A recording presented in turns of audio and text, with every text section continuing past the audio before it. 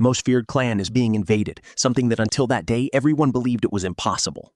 They sent a group of warriors to the invaders' location, but when they arrived, they found nothing. When suddenly one of them drops to the ground with a needle in his neck. The others went on high alert, searching for where the attack came from.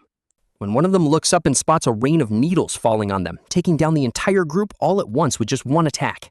The clan leaders found out and gathered everyone else to go after the invaders. Arriving at the location, one of the leaders noticed something was off, but it was already too late. Everyone around him was already out cold without even knowing it. The leader starts wondering what kind of clan this is that's destroying them so easily. But it wasn't an army. It was just one kid who did all of this. Everest Hare can't believe that this boy did all of this alone. Now that he found the enemy, he's determined to avenge everyone from his clan who fell. He takes a deep breath and charges at the boy at an insane speed. The invader waited for the punch to arrive and blocked it without moving an inch, and even laughed, asking if that's the max power of the clan leader. He decides to show what real power looks like. With his eyes closed, the boy unleashed an insane aura in the shape of a dragon. The clan leader basically pooped himself and thinks about running, but it was too late and ended up turning to ashes. This is Tang Yuyang, and he became this monster after being used as a punching bag by the boys of his clan when he was 12 years old. All because his mother, known as the Poison Phoenix, attracted the demon lord to the village of the Tang clan, and they were attacked. The clan managed to win the war, but all the blame was put on him. Every night Yuming came home covered in bruises. His mother couldn't bear to watch her son suffer for the mistake she made. But the boy was willing to endure everything to keep his mother safe. He was going through all of this alone because his father couldn't take it anymore and took his own life. So now it was only him left to protect his mother. The next day he received a special massage from the same boys again. A psycho girl shows up with a bunch of needles and they decide to start torturing Yuyang. Yung shoves multiple needles into him, injecting poison into his body. The pain was unbearable. It felt like he was burning from the inside. After hours of torture, they all left and abandoned him there. He knew he couldn't close his eyes because he was terrified of never seeing his mother again. He was almost ready to give up on everything until a sword appeared right in front of him. He didn't understand it at first, but when he stood up and touched the sword, an insane energy was released. What happened is that this sword is actually his from a past life. The moment he touched it, he remembered everything. He was a master swordsman who, after 100 years of fighting, reached the absolute peak of the sword arts. Now the sword had returned, bringing all the knowledge from before. The next day, as he was leaving home, his mother was scared he would get beaten up again. But he turned to her and said to relax because this time it was going to be different. The boys were waiting in the same spot for him to walk by to collect their daily fees. This time Yumyang shows up different with a confident look on his face. The boys walked up to him, and one of them tried to throw a punch, but the protagonist grabbed him by the face and smashed his head into the ground.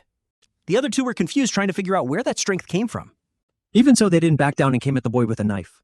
Yumang grabbed him by the hand and with a piercing stare snapped the boy's hand just by holding it, and he wasn't done there. In a council of elders, they were discussing the clan leader trial. When the MC walked through the front door, dragging one of the trial participants behind him and saying he wanted to enter the competition, the elders were furious because he had injured other competitors, but Yumyang knew the rules and fights between participants were not forbidden. The other two were out in the courtyard taking a nap with their eyes open. He said he was simply following the Tang family rule, kindness is repaid double. Revenge is repaid tenfold. All the elders wanted to execute the boy, saying what he did was a crime. One of the elders approved him on the condition that if he lost the competition, he would pay with his life. When he got home, his mother was worried because his competition was way too dangerous, but Yuning smiled and said he was the son of the Poison Phoenix.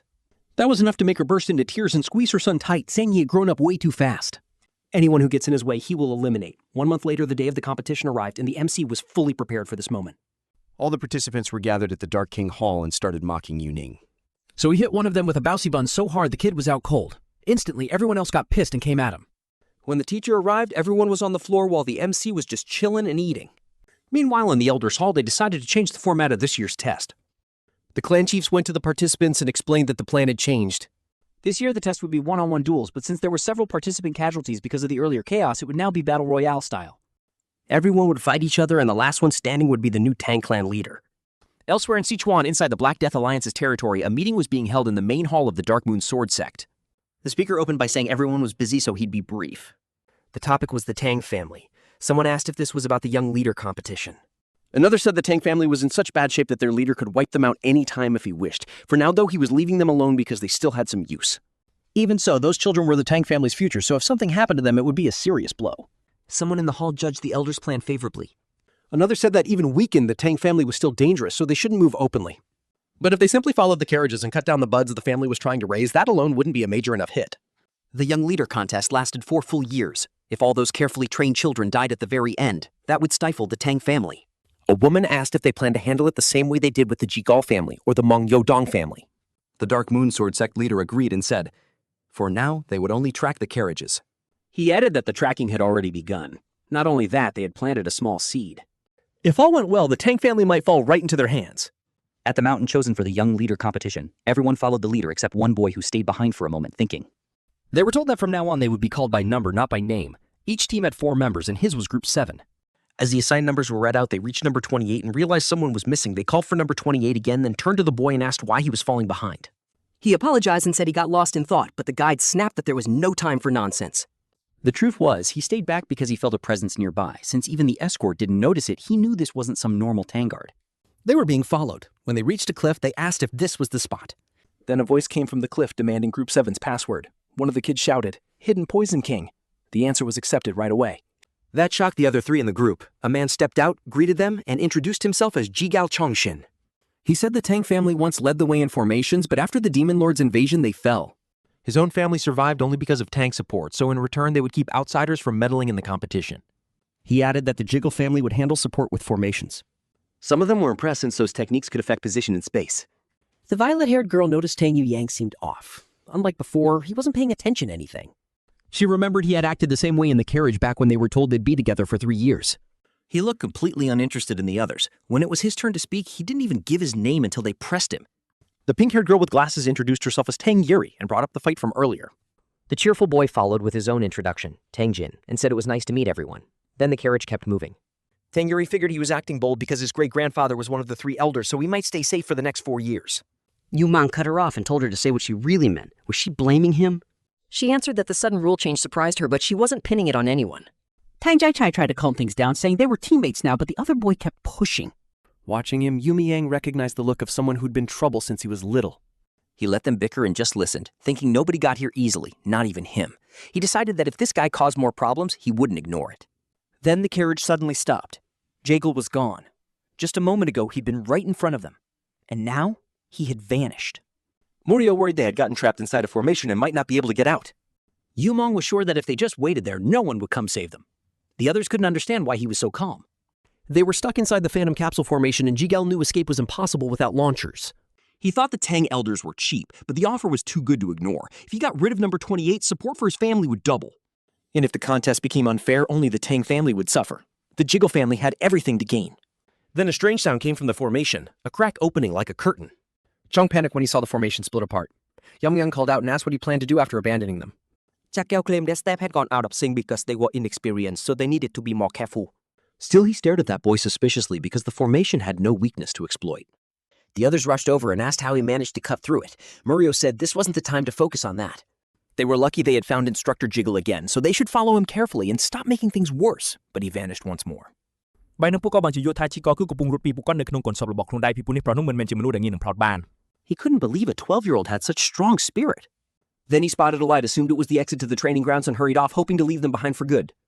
Once he reached another area, he relaxed. He was sure they couldn't possibly follow him there. Then someone called his name, and he knew this was bad. It was Group 7's official supervisor, Tang Wenjin, asking why he was lying on the ground and whether he was all right. 𝗙𝘂𝗹 quickly asked about Group 7, where were the participants and what had happened. He told himself to stay calm. He had prepared for this. He said Group 7 probably wouldn't be joining the competition. He had waited a long time, but they never arrived. Maybe bandits or wild beasts got them. Accidents happened, so it seemed the event would have to continue without them. But before he could finish, the formation started breaking again. The supervisor noticed too. 𝗙𝘂𝗹 barely dared to turn around. Pretending to be shocked, he told Wenjin to let him check first. But his formation was already collapsing and he had no time to run.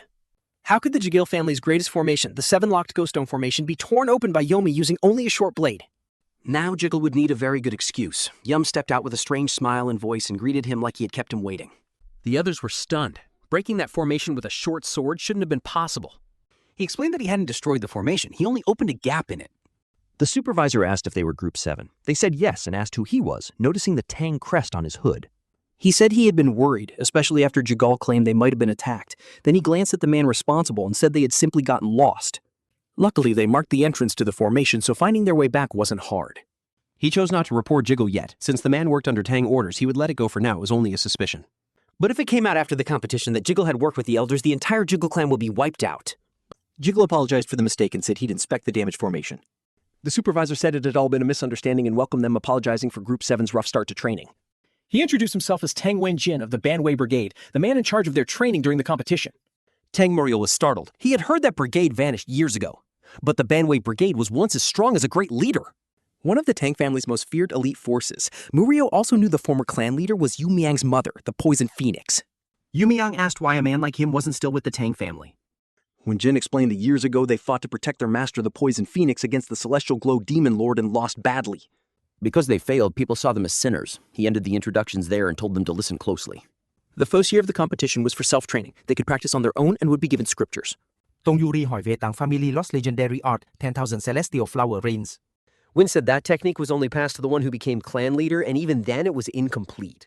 Yumang knew it was a hidden weapon art that attacked like a storm. It sounded a lot like sword control, so maybe he could copy part of it. Win added that the elders would teach them the core of the 10,000 celestial flower rains little by little if they could handle it. From now on, their lives would be all training, whether together or alone. Tang Yuri tem Manhwa nhất định, họ phải ngủ ở đâu? Hành hào trả lời, Chang Dụ Dư. Unless she expected to train from a soft bed, comfort wouldn't make them stronger. Right now, learning to survive harsh conditions mattered more. With that, he told them to begin training however they judged best. Yuma said sleeping in a nice bed was fine, but adapting to the forest seemed pointless. The supervisor didn't like that answer, but since this was the boy who broke the barrier, he decided to test him. The others were unhappy. They thought his attitude was going to drag them into trouble. Wenjin said it was simple. If he passed, he could stay in the mansion inside the formation. If he failed, that was on him. This test was only for participant 28. The team spread out with spears and hidden weapons. His job was to dodge or block everything within 5 steps, and they would begin only after blindfolding him.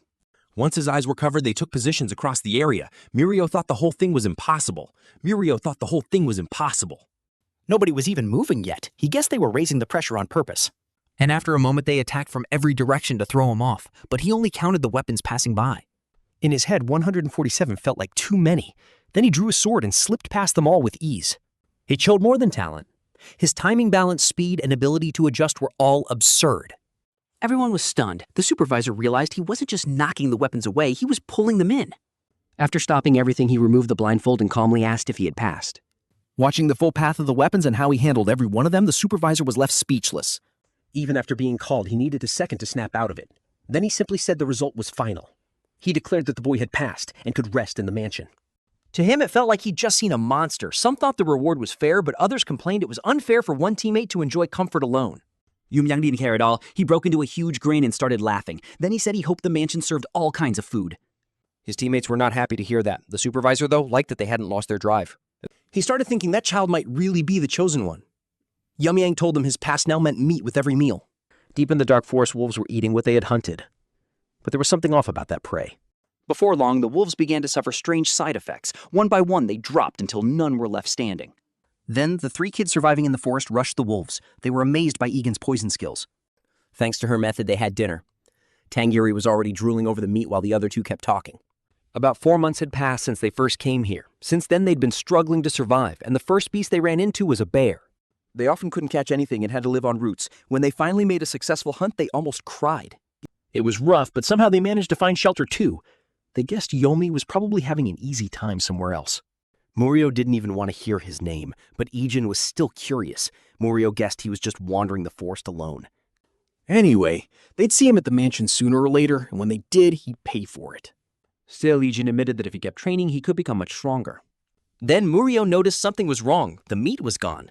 Both of them turned and glared at Tang Yuri. She was lying there sick after eating all of it by herself. When she noticed their faces, she told them to move.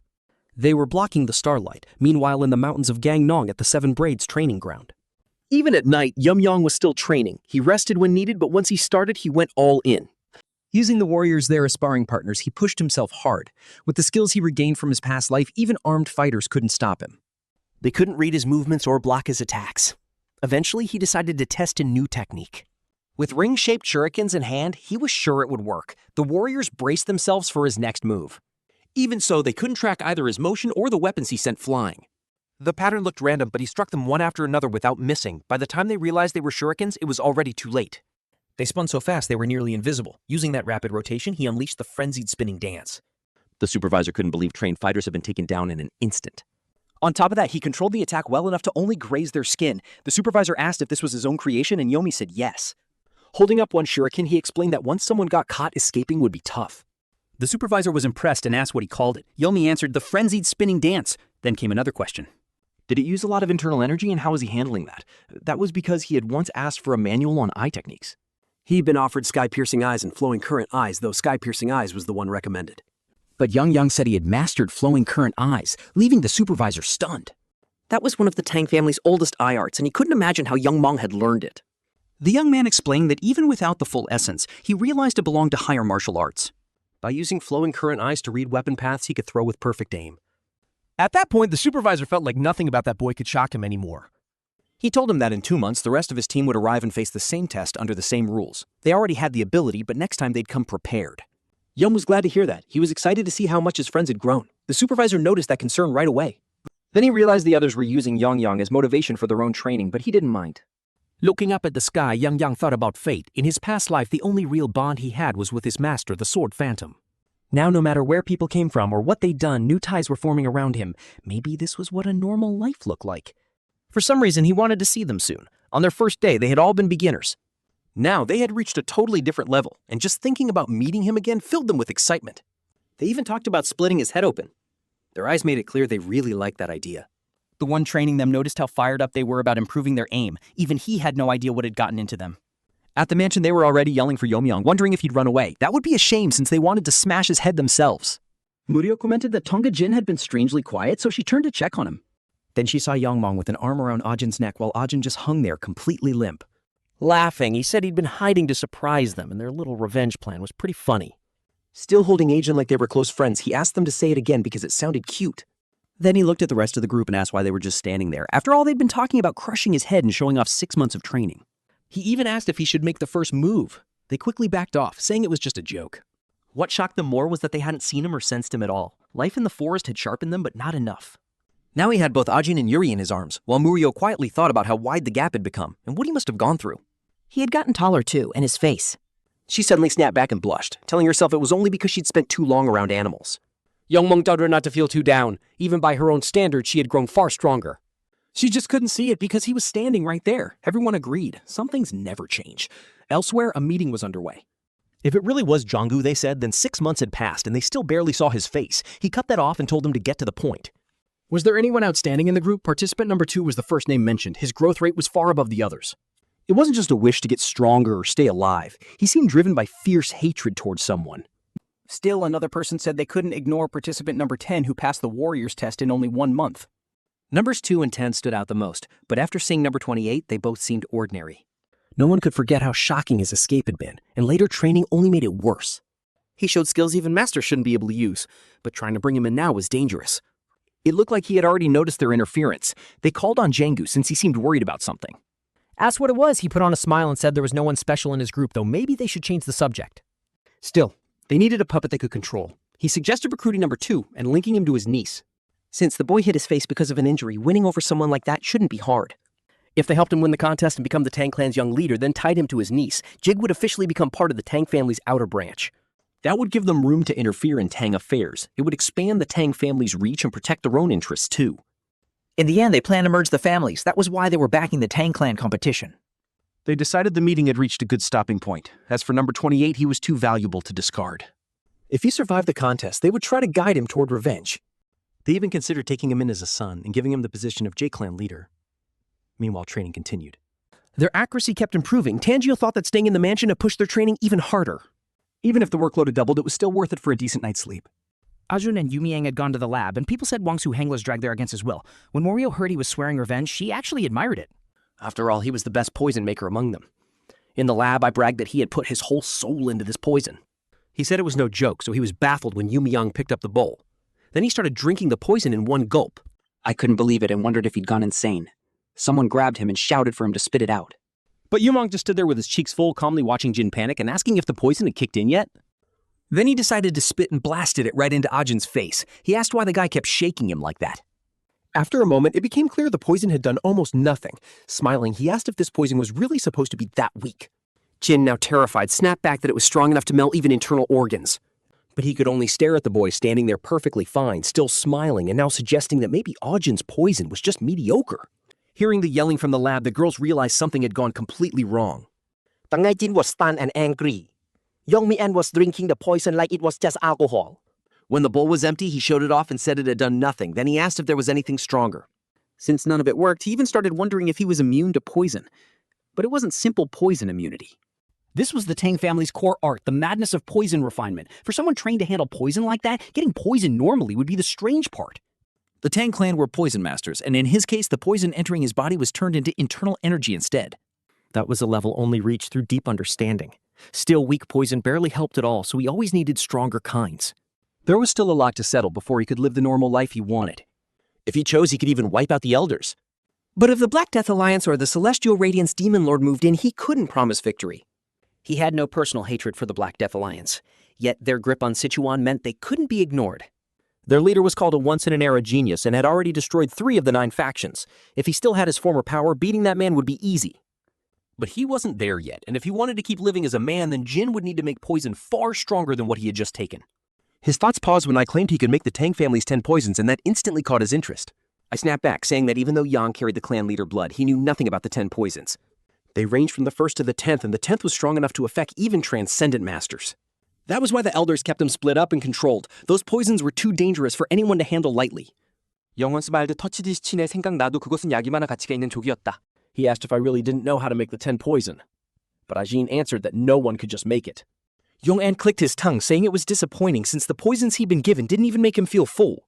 Annoyed, Ajin explained that the poison was so dangerous its use was mostly forbidden anyway. Somewhere else, Yumian was being grabbed by the throat by a young man, demanding to know what she had done to him.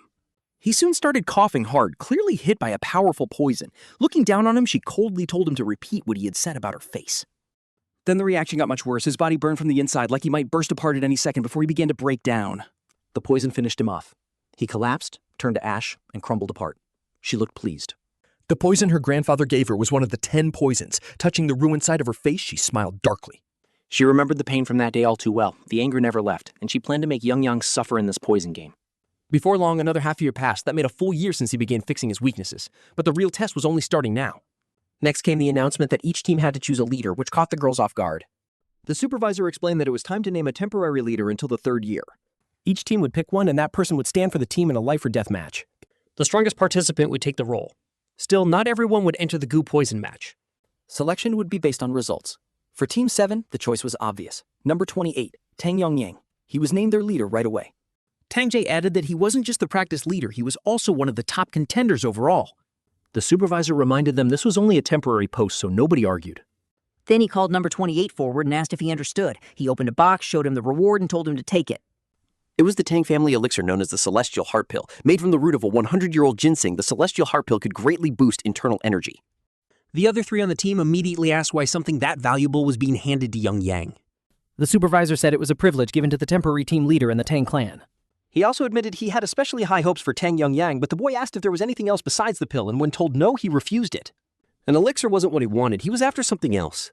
The supervisor couldn't believe anyone would turn down such a reward, unless it simply didn't help them. Yuyang answered right away he wanted a deadly poison, the strongest they had, ideally one of the Tang family's 10 poisons. Later, when he came back, the others looked for the elixir but only saw weapons. He explained that he had asked for one of the 10 poisons. Since that was denied, he took the weapons instead. Tangio rushed at him at once, ready to punch him in the face. She thought he should have brought back the elixir, though the others argued his choice should be respected. Achun smartly said the elders would be happy the Celestial Heart Pill hadn't been wasted, but Yang stopped him. He said he hadn't returned it. A few hours earlier, in the weapons storehouse, the supervisor handed over what he requested and asked if that would do. Yang admitted he was disappointed it wasn't the strong poison he wanted, but if this was all he could get, he'd take it. The supervisor found that strange since everyone else chose the elixir. Then Yang asked what would happen to the pill. The answer was that it would be sent back to the Hall of the Medicine King. He hadn't changed his mind. He had just come up with something interesting. If his teammates could work together and beat the temporary leader, then the Celestial Heart Pill should go to them as a reward. The supervisor liked the idea. It would motivate them and count as an investment in the Tang clan's future. So he announced they could challenge him anytime. The deadline was before the goo poison match began, and the girls immediately stepped up first. But Yang had no plan to go easy on them. In his mind, once he became the clan's young leader, everyone would get a pill anyway. From then on, he was challenged non-stop. The seasons changed and time flew by. I kept losing every duel, but always came back for more training. Yuyang joked that he'd probably lost around 173 times already. Murio thought he never seemed tired. His breathing didn't even change. Tang Yuri had already given up competing, and now she mostly just came to watch Yuyang. Her teammate agreed. It had become pretty fun to watch. After another win, he held out his hand and asked if Ajun finally accepted defeat, especially since he was getting closer to becoming the clan's young leader. He said he didn't know the other teams, but he still couldn't picture himself losing. Then someone asked if he'd start ignoring them once he became young master. The supervisor thought the whole team had grown a huge amount over the past year. He also reminded them that since Yuyang was now team leader, he had to enter the goo poison match the next day, so he told him to make his final preparations. 3 years had passed since training began. And during that time, other teams had been disqualified or outright killed. Compared to them, every member of this team had survived and done well. Their growth was said to rival the Manhwa Brigade, giving them every reason to be proud. The supervisor said he had already explained the goo poison match many times, but he would go over it once more. Up to now, poison use in training had been banned. In the goo poison match, though, even extreme poisons were allowed. From that point on, the competition became a battle of each fighter's deadliest skills and cruelest tactics. At last, he received the poison he had asked for. Ijin warned that a single drop could kill anyone else and made sure he understood just how deadly it was. Worried, he told him to promise he'd win while still half-jokingly trying to punch him in the face. Yum caught his hand and pressed his own face into it. With a faint bruise on his nose, he promised. Then he added that until the competition ended, the only people allowed to hurt him were them. Under the eyes of the other three, he stepped through the passage, prepared for the competition site. Elsewhere, someone else was thrilled. The day of the match had finally come. Yuyang held a vial of poison and said the 10 poisons she was preparing had given her a new ally. She recalled the moment of formation was open so someone from the 𝗙𝗂𝗹𝗹 clan could speak with her. She asked how they planned to help since the goo poison arena was built on her family's formation. They could shift it to a better position for her. Still, she wasn't foolish. She knew help like that had a price, so she asked what they wanted in return. 𝗙𝗂𝗹𝗹's clan were falling apart. To bring back its old power, he wanted to join hands with the Tang clan. She saw right through him. They wanted to use her like a puppet to meddle in Tang affairs. 𝗙𝗂𝗹 said that was why he came. If she wanted something, they could call it friendship. But she had endured those 3 years for this one day. She would kill him and take back the life she lost. Now, as the leader of Team 1, she could hardly wait to see him again. On Team 2, Yuyang was the leader. After beating an opponent, he sneered that he expected more from the Tai clan militia. To him, they were all just talk. Team 3 was led by Tianguk Green, Tang Herin led Team 4, Tanga led Team 5. And Manhwa led Team 6 and Team 7 was led by Tang Yuyang. He figured it was a perfect day to win. From the goo poison match on, the real contest had begun. For 3 years, he had only been blending in. And now, he had finally reached the competition grounds. Looking over the arena, he realized finding anyone would take time. What he didn't know was that 𝗙𝗂𝗹 was spying on him already, waiting for his team to be chosen. 𝗙𝗂𝗹 stared at him and thought his talent was being wasted. But the clan had already made its decision, so he would have to kill him fast before he became a problem. Then Yuyang suddenly looked right toward 𝗙𝗂𝗹. For a second, 𝗙𝗂𝗹 felt their eyes meet, but that should have been impossible through so many layers of formation. The next thing he heard was a blade. Yomi's short sword shattered the formation in one strike. Feeling that creepy gaze, Yuyang wondered if the 𝗙𝗂𝗹 clan was behind it. He remembered the supervisor's warning. No one except the participants was supposed to interfere in the goo poison match. But he had heard that clan had been meddling since the start of the tournament, so they might try something here too.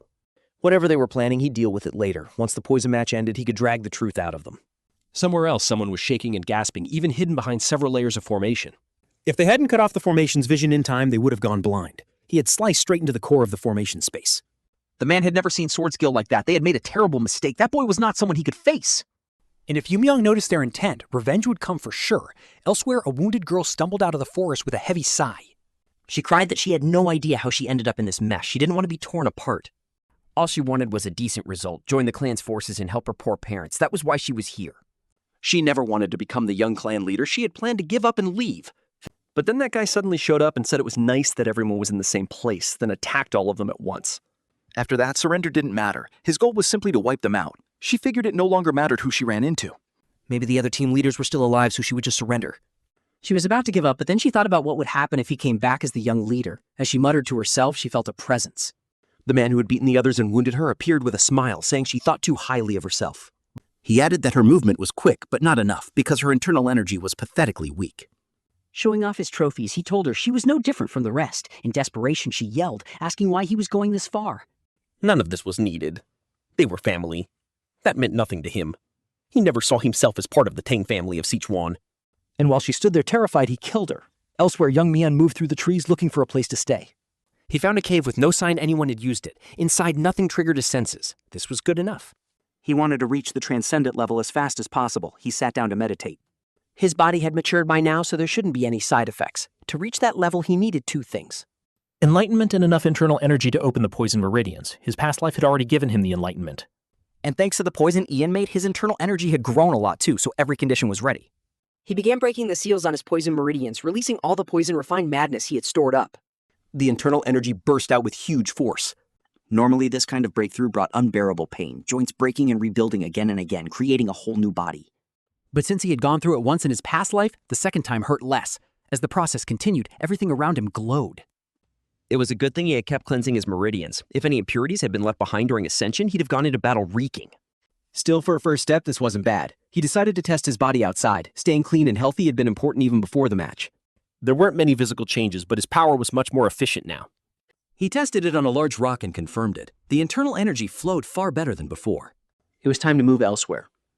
𝗙𝘂𝗹𝗹 stood on a tree trunk, looking down at another fighter he had been hunting. He asked why someone who had trained so hard was still so weak. The man cursed his luck.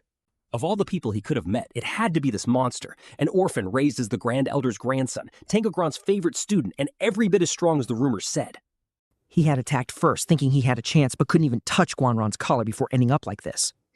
Staring at him, he knew it was over. Still, one thought kept bothering him. Why was Guan hunting that guy right now? That guy was Tang Yuyang. Just thinking about not running into him made the injured man feel safer. Seeing him smile, 𝗙𝘂𝗹𝗹 asked, what was so funny? Did he still have some hidden trick? The man said no, he was only thinking of someone even scarier than Guanran. 𝗙𝘂𝗹 took that as an insult. He said maybe he should become even scarier, then asked if the man wanted to hear something interesting. He casually revealed that he was actually a spy from the Black Death Alliance. The injured young man was stunned. He would say something that huge out loud since he now knew the truth. Gren couldn't let him live. Green said the man looked ready to die anyway, so he might as well hear his name first. He was from the great silent Black Sword clan. After that, he prepared to finish him. Kneeling on the ground, the young man suddenly opened his eyes.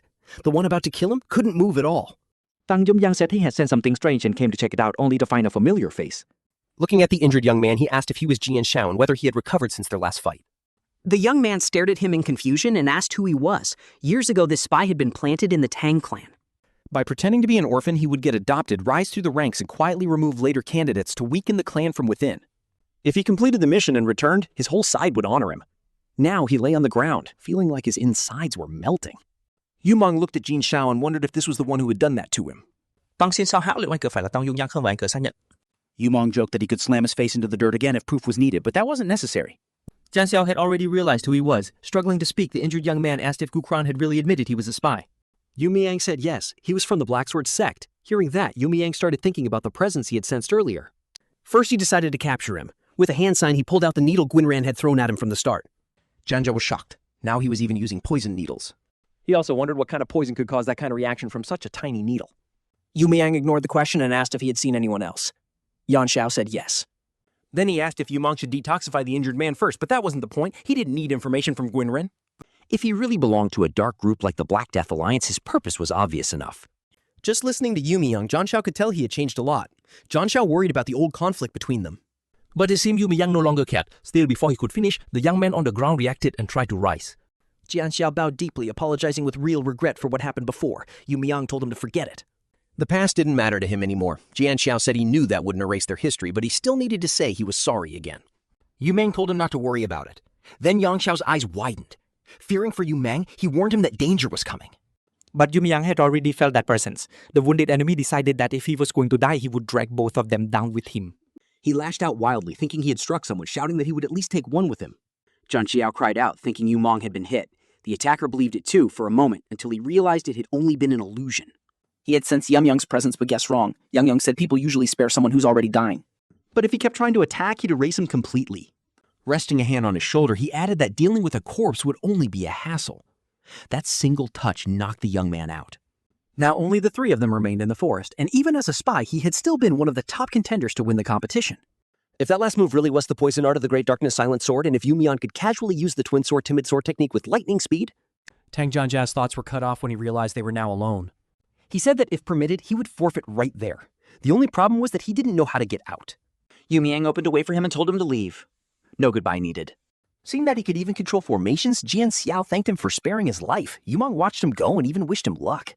At the Black Moon Sword Sect headquarters, a spiritual orb could tell from far away whether someone was alive or dead. The youngest had one implanted in him, and now it showed that he was dead. He was born from the sect leader's affair with a servant, yet he had more talent than all his other siblings. Once the wife learned that, she feared he'd replace her chosen heir and tried to kill him over a dozen times. That's why he was sent to live as a spy inside the Tang clan, and his father regretted not doing more for him. If nothing else, he could avenge him. He ordered every disciple to get ready to head for Mount Ganga. The time they had waited for to crush the Tang clan was finally near.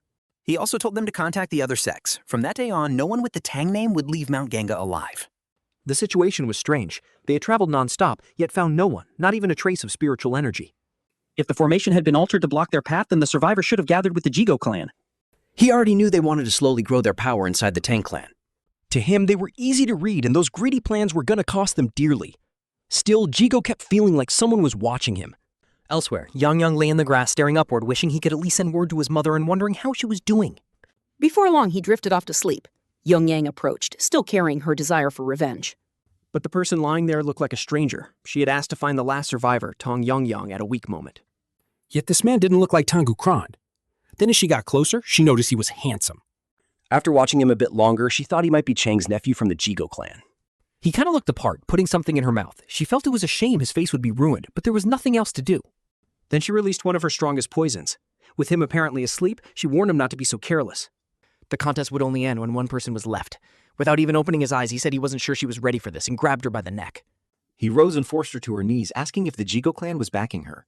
While everyone else was killing each other, she'd likely been hiding somewhere safe, waiting to strike the last weakened survivor. Tightening his grip, he demanded to know what deal they had made. She was stunned that he had sensed her coming. He coldly told her that if she wanted to live, she'd answer and hide nothing. He asked if she didn't want to breathe. She could only think that this wouldn't have happened if fear hadn't made her drop the drug. As he held her, he felt like he knew her from somewhere.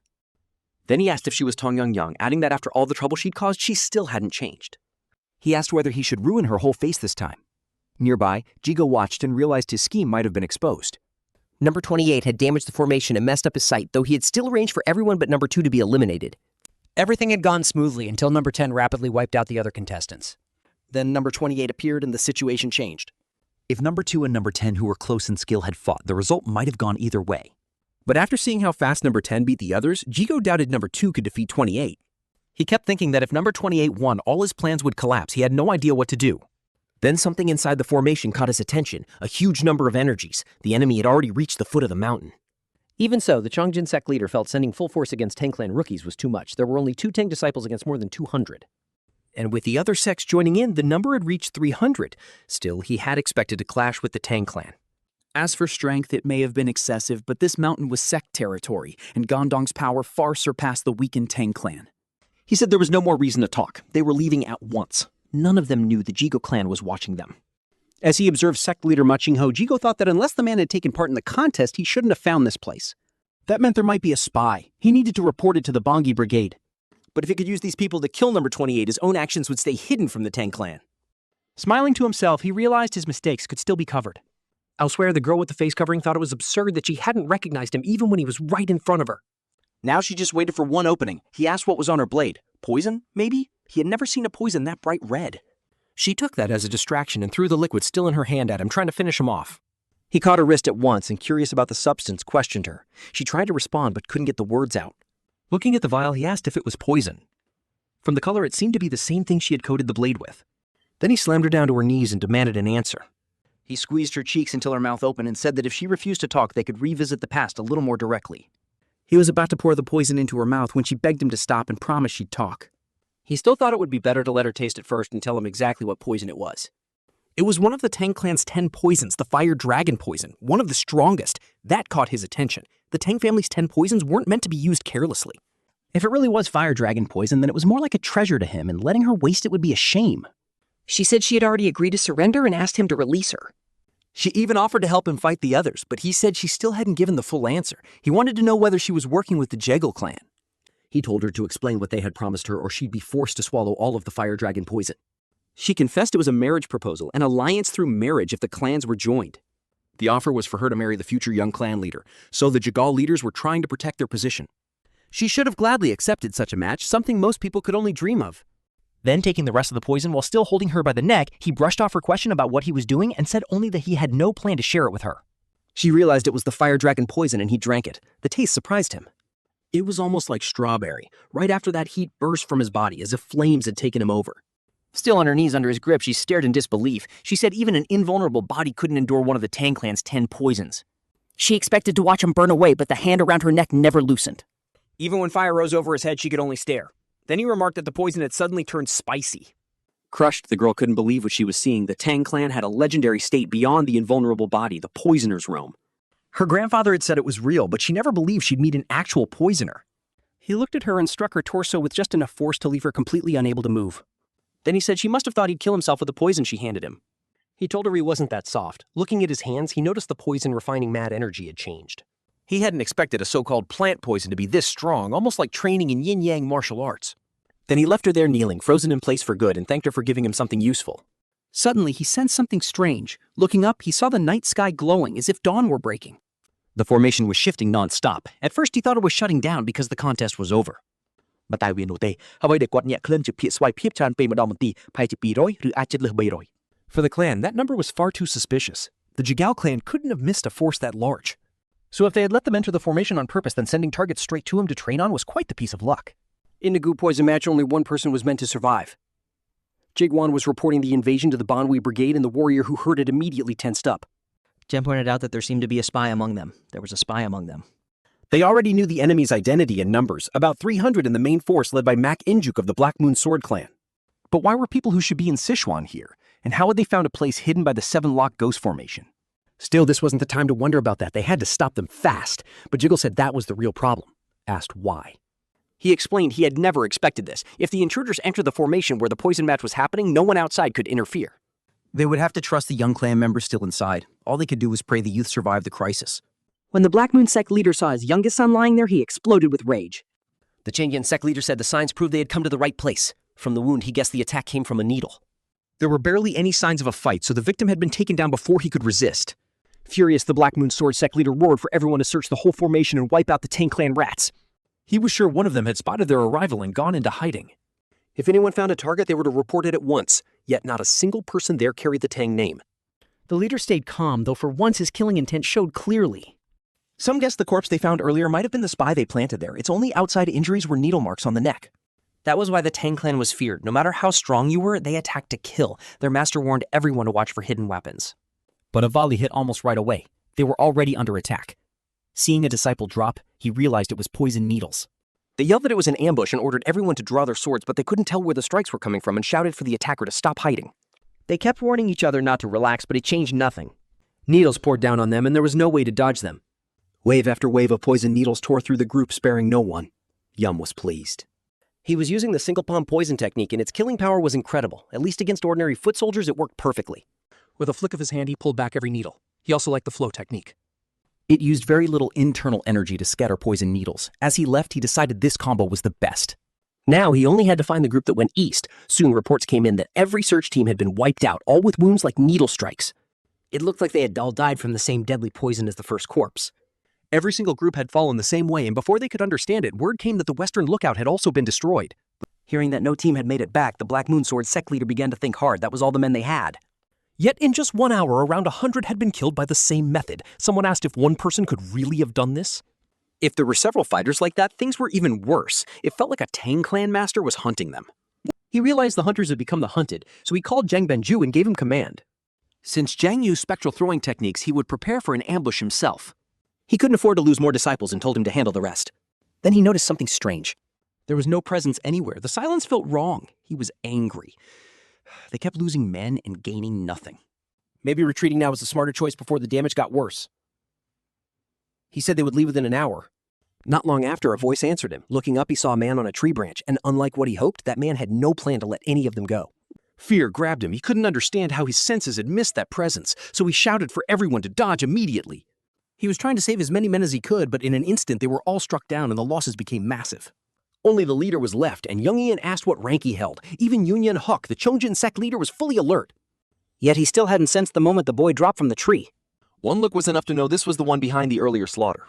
He didn't look like some old master, though. The sect leader guessed the attack might be a kind of void absorption. But that realm was something only a high master who had reached enlightenment should be able to use. Then he noticed the boy didn't attack again and instead paused to recover. That meant the technique must burn through huge amounts of internal energy. Hope suddenly returned and a smile crept onto his face. The boy was overconfident. He said he had never heard of someone like him in the Tang clan. Yongan answered that it didn't matter whether he had or not. That reply clearly shocked the sect leader. Yongan coldly said, a man about to die had no need to know his name, wiping the confidence from the leader's face. Enraged, the sect leader snapped that if this brat wanted death so badly, then he would gladly give it to him. He gathered himself and sharpened every movement of his technique for maximum force. His breathing slowed as he focused. Certain one strike would finish it. He stepped in and attacked, but the blow was simply blocked. He couldn't understand how his full power move had been handled so easily. Young Mian sneered and asked if that was really his strongest attack. If he wanted, he could take a little more time. Maybe he could even raise that pitiful power a bit. This traces back to long before the competition. After the Spearhead sect, one of the 9 clans fell to the Black Death Alliance. Zhang Jinbang joined them on his own, and they valued his skill and personal techniques. They polished those techniques further until by the time he met the syndicate leader on his journey. Zhang Yinsong's signature art, Shaking the Peak, had completely changed, but the old name no longer fit. The old name no longer fit. Since it now belonged to different hands, the syndicate leader said it should rise to the heavens, and the Black Death Alliance leader renamed it Heavenly 𝗙𝗂𝗹𝗹. That was the technique passed down by the syndicate leader, and yet a young man had crushed it with ease. The boy from the Tang clan just watched him calmly. Yuyang unleashed the fire dragon poison. It was one of the deadliest toxins, carrying the breath of a fire dragon. If someone could control it with poisonous aura madness or sword-like killing intent, that power would be terrifying. The Changjin sect leader couldn't grasp how a youth could hold such monstrous force and still struggled uselessly against the block strike. He simply couldn't accept that Heavenly 𝗙𝗪𝗹 had lost, but the truth was simpler. He wasn't strong enough to endure it, and his body shattered into petrified pieces. Yuyang saw what just a small amount of one of the 10 poisons could do and found it very useful. Since the fiery poison key carried heat, he figured it should be called Fire Poison Strength. Then he wondered who he should burn to death next. He had no plan to let any of them leave alive, so wiping them all out first would be easier. The surviving soldiers hated hearing that from someone so young. They demanded to know if he was the one. Was he the guardian disciple who killed the youngest? They remembered his threat that he would leave no ashes in Guangdong or anywhere else. Even after watching him beat their leader so easily, they still thought they had a chance. Orders went out and they formed up around him. From the center, he heard them warning each other about poison and hidden weapons, while others said they should wear down his strength first until they had him fully surrounded. Now Maychuk, the Black Moon Sword Sack leader, was set on avenging his youngest's painful death. The men already lost, couldn't have died for nothing. This boy had to be killed, but young Min still didn't move. He just stood in the middle and waited for them to come. The formation they used reminded him of old training. He answered with the dance of the whirling dog, pleased at the chance to try something new. Sand started rising around him. Then he vanished from the center of their circle. Panic spread as they tried to find him. When they finally did, everything had turned red and there was nowhere left to run. Even the seed leader was shaken. He hadn't seen the move at all. One young man was throwing the whole battlefield into chaos, and more enemies rushed in to avenge the brothers already killed. Lifting a hand toward them, he asked if he could borrow their swords. The moment he said it, the blades crumbled like dust. By now, they were calling him a monster. How could he destroy swords without even touching them? He turned the shattered blades into tiny fragments and controlled each area with pure intent, making the broken pieces spin like weapons. Everything rotated around him, and nothing could reach him. This was the peak of the Tang clan's hidden weapon arts. He kept walking untouched. It was the reign of 10,000 heavenly blossoms. Many thought someone this young could never use that technique, much less show it at such a terrifying level. Against weak enemies, it was overwhelming, so he decided to name this version Iron Shard Barrage. Yuyang grew curious. After using so many men to wear him down, wasn't it finally his turn? That taunt deeply angered the Black Moon Sword Sect leader. He spat back that such arrogance would cost him and swore they would see how long that spirit lasted. There was no reason to fear him. No matter what he'd done with the Tai Wei Twin Sword technique or the Syndicate Leader Silent Sword technique, the sect leader believed he could still crush him. Yang was already tired of hearing that. It's the same speech again, and with revenge on his mind, the man rushed in and told him to shut up. He swore he'd crush him, but all he really did was pull out his short sword and get ready. The moment the leader used the Tai Wei Silent Sword technique, Yuyang answered with the Whirlpool Arc Sword dance. That only made Yuyang more bored. Seeing his attacks treated so lightly, the sect leader got even angrier. He unleashed the final move of the Tai Wei Silent Sword, but Yuyang stopped it with a single short blade. That one clash was enough to leave the Black Moon Sword Sect leader drained. He couldn't understand how a dagger had blocked the twin sword technique strike. Yuyang calmly said he knew a bit about swordsmanship and had already read the flow of his sword intent. Then, almost kindly, he decided to show him how the move should really be done. He performed it properly with just a short blade, leaving the sect leader stunned. He couldn't believe Yuyang could use the silent sword technique at all. Now that the proper form was clear, Yuyang's strike swept through only the space around him. He added that the sword's killing aura was so strong, he figured it had been made to kill from the start. To him, there was nothing hard about controlling it. The sect leader stared down in shock. Even he had needed to master the ultimate twin sword technique first. Then he remembered the man Yuyang killed a few hours earlier had used that same art. Yang said he didn't know much about them, only that they served the Black Death Alliance. Any martial art they learned could be turned into a higher form that matched its user. That was why so many people threw away their old lives to join the Black Death Alliance. As long as someone could handle killing energy, copying a technique like this wasn't that hard. With a smile, he said he'd even given him that kind of martial art since Ryan clearly didn't trust him much. He added that the man had done pretty well for someone who usually sat around doing nothing, so now he'd show him a move in return. And he warned him not to be too shocked. That only made the Black Moon Sword Sect leader uneasy. He had no idea what Yuyang was about to do. Yuyang explained that once someone reached the transcendental level, the size of the sword no longer mattered. Machino had thought he was winning, but even then he was shaken. That boy's talent was terrifying. And now Yuyang was using the Blade River technique. The Black Moon Sword Sect leader had years of experience and fought with 2 long swords. Yet a boy with a short blade still left him speechless. He listened as Yuyang spoke of the power he now had. It wasn't because of his body. It wasn't the same as before. Manhwa realized the silent sword technique carried power far beyond an ordinary blade. Then it hit him. The young man handled blade energy with ease, used Blade River, and had already reached the final stage. Knowing he was in real danger, he turned and ran, desperate to live. The young Tang clan member called after him, saying he wasn't escaping, just running in circles. Either way, it would end the moment he was caught. As a Tonglan member, Yuyang felt it would be more fitting to finish him in a special way. While Yuyang calmly got ready, the sect leader ran with everything he had. He couldn't understand it. No one had ever told him the Tanglan had a monster like this. How could someone at the final stage come from a fallen Tang clan? Ryunju wouldn't ignore this. Then he looked back and saw trees being cut apart behind him as if to scare him. He had no idea what he was seeing. It looked like energy-coated rings, and those tiny circles were slicing through trees like soft tofu. Their speed was insane. Once those attacks started reaching him, he desperately tried to block them. He knew he couldn't avoid everything forever and would have to face it. He finally stopped and prepared to fight for his life, shouting for the spinning ring weapons to come at him. At first, it almost seemed to work. He was holding on. He refused to accept dying there, but the blows were so strong they cracked his sword, forcing him to deal with the silent sword technique at the same time. And when that damaged blade finally gave out, he started getting cut by the attacks. They tore through his body and even took some of his limbs. Still, even down to one sword, he kept fighting. When he noticed he managed to knock a few away, his hatred only grew. He shouted that the Black Moon sect wouldn't fall like this. Even broken, he believed that if he stayed calm, he could still plan for what came next. What comforted him was the thought that Yuyang must have used up a lot of energy, but then the young man walked over calmly and even praised him. The Black Moon Sword Sect leader realized that after using such a huge technique, Yuyang was still full of strength. Then with a few hand signs, he sent those weapons attacking again. The sect leader saw the blade spinning even while stuck in the ground.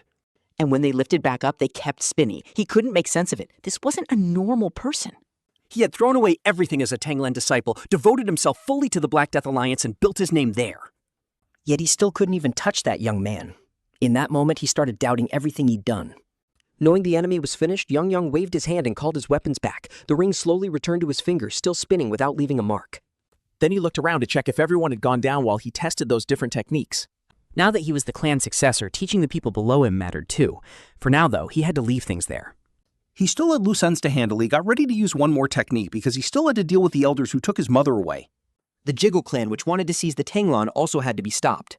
Now, it was an eye for an eye, a tooth for a tooth, and he began breaking apart the formation. Elsewhere, the brigade asked Chongqing if there was really no way in. 𝗙𝘂𝗹𝗹 apologized and said they'd made things so no one could interfere. The supervisor and the rest of Yuyang's group were worried. 𝗙𝘂𝗹𝗹 knew his words were a lie, but he had to stay quiet until everything was done. Once someone entered that formation, the entrance was sealed. After the men outside were subdued and the people inside were confirmed, no one was supposed to leave the field alive. Inside were the Great Dark Silent Sword Sect and the Black Moon Sword Sect. 𝗙𝘂𝗹 thought even number 28 would never make it back alive. It was a waste of talent. But while he talked about the Tang clan's future, he suddenly felt a familiar energy. He knew whatever was coming would be deadly for him. The supervisor and the others saw who it was and were thrilled. Tang Yuri told him that Yuyang relieved he was alive, then reminded him that until the competition was over, only they were allowed to beat him up. 𝗙𝘂𝗹, though, was horrified to see number 28 alive. Yuyang stayed calm and greeted his friends while 𝗙𝘂𝗹 kept thinking this should have been impossible. How could 300 soldiers fail to kill one brat like him? But then Yuyang looked his way and that single glance made him shake. He quickly hid behind his fan. Yuyang also noticed Tang Jianjie, who greeted him with a raised hand but only got a look in return. 𝗙𝘂𝗹 couldn't accept what he was seeing. He remembered that Yuyang had once even broken through a 7-locked ghost formation. This unit had been made for real battle. It was on the level of the 8 laws and earthly punishments. Even a master would struggle. Yet Yuyang had walked through all of it. Maybe that young man had realized he was being watched again. If he could, Yuyang would have killed him on the spot. But until he became chief, he couldn't do anything that might be used against him. The supervisor was relieved that number 28, Tang Yuyang, was safe. He apologized for making Warrior 1 Jin worry so much, but in his head he was already planning to deal with the elders first. The supervisor said he was glad he survived, but wanted to know what had happened and what happened to the other competitors. Then the ground started shaking like an earthquake. The brigade warriors looked up and saw a crack in the sky nearby with light pouring out. 𝗙𝘂𝗹 knew the unit sustaining the 7-locked ghost formation was breaking apart. Soon everyone could see shattered pieces, and inside each one were images of what had happened within. At least now Yuyang didn't have to explain anything. It was all right there. The brigade watched the fragments and saw the different uniforms. Most belonged to the Black Moon Sword Sect. The supervisor was stunned. Yuyang had really faced all of them alone. Then someone pointed out another figure. It was the leader of the Black Moon Sword Sect, and the double sword sheath on his back made it clear it was Ma Qingyou. Their supervisor knew Machinu shouldn't have been able to beat that young man. Yuyang just said there had been a lot of them, but handling them wasn't that hard. The brigade leader said that sounded just like him. He had already gone beyond the level of a leader. He had taken down more than 100 enemies alone, and the Black Moon Sword sect was famous too. His team said the leader seat had been his from the start. While everyone was celebrating, Moonshan only felt useless because his arm had been ruined. He was still full of resentment toward Tang Yumao, thinking he was just trash who once struggled because he couldn't learn martial arts. Then, as he kept wondering how someone like that could go this far, he heard that the tournament was over. They announced the winner, number 28, Tang Yumao, and asked if anyone wanted to challenge the result. Moonchen did, but in his condition, all he could do was stay quiet and wait. Since no one stepped forward, they declared the whole match fair and complete. We thought the tournament was officially over. All the warriors were ordered to gather in front of Tang Yuma. His side was thrilled. After fighting that many enemies, the moment hit them hard. The supervisor thought that after years of decline, the Tang clan finally had a winner in Tang Yumao. To him, this was the birth of the leader who could bring the clan back. They named him the new master. Aside from Tang Wanjin, there were 82 members. They knelt before the new Tang clan chief, and everyone shouted for his long life. His people could already feel others treating him differently. Still, they weren't sure if they should start speaking to him more formally. The supervisor thought that even though he wasn't yet 20, if he kept growing, he could restore the clan's old name. Yumao then shouted that he already knew what they wanted, and it wouldn't take long to make it happen. Everyone felt like he had read their thoughts. Those words only made his authority feel more real. They pledged to follow the tournament winner. His first order was to get ready. They were heading back to the main house. Moonchen burned with anger. He couldn't understand why Yumao got everything he wanted. Even so, he swore to get revenge somehow, even if it meant selling his soul. After a while, everyone left and only the bodies remained. Tai from the United Sect looked over the corpses mourning his leader. He said he had rushed over as soon as he heard what happened. Then several others arrived and told him he shouldn't be wandering around alone. They reminded him he was now at the top and needed to act like it, but he said he could barely hear them and found the whole thing strange. Hyenjo told him to stop dodging the point. He said no one could sleep beside a mountain of corpses, and added that he planned to leave the place at once. Still, Hyenjo found it hard to believe that more than 300 people had been wiped out. He muttered that an old eagle beats a young crow, just what you'd expect from a clan that once had real power. What made it stranger was that the Tang clan had fewer than 100 members, and this happened in an open area. Something this big should have been noticed, so he suspected they had been sent there on purpose. What he didn't know was why. On top of that, the Blood family had even sent expensive gifts for the tournament. Unless someone was hiding something, they couldn't be sure of anything. The leader said he hadn't realized the Kang family's blade art had fallen this far. So many were killed by a single dagger. That shocked Hyenjo even more when he heard one person had done it all.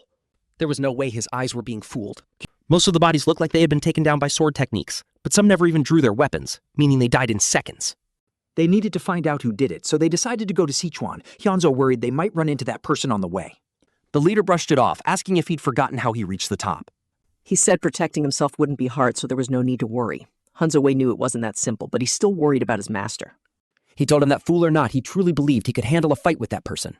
Even so, he felt his master was being too stubborn and should return to the clan first, or at least send word to the leader.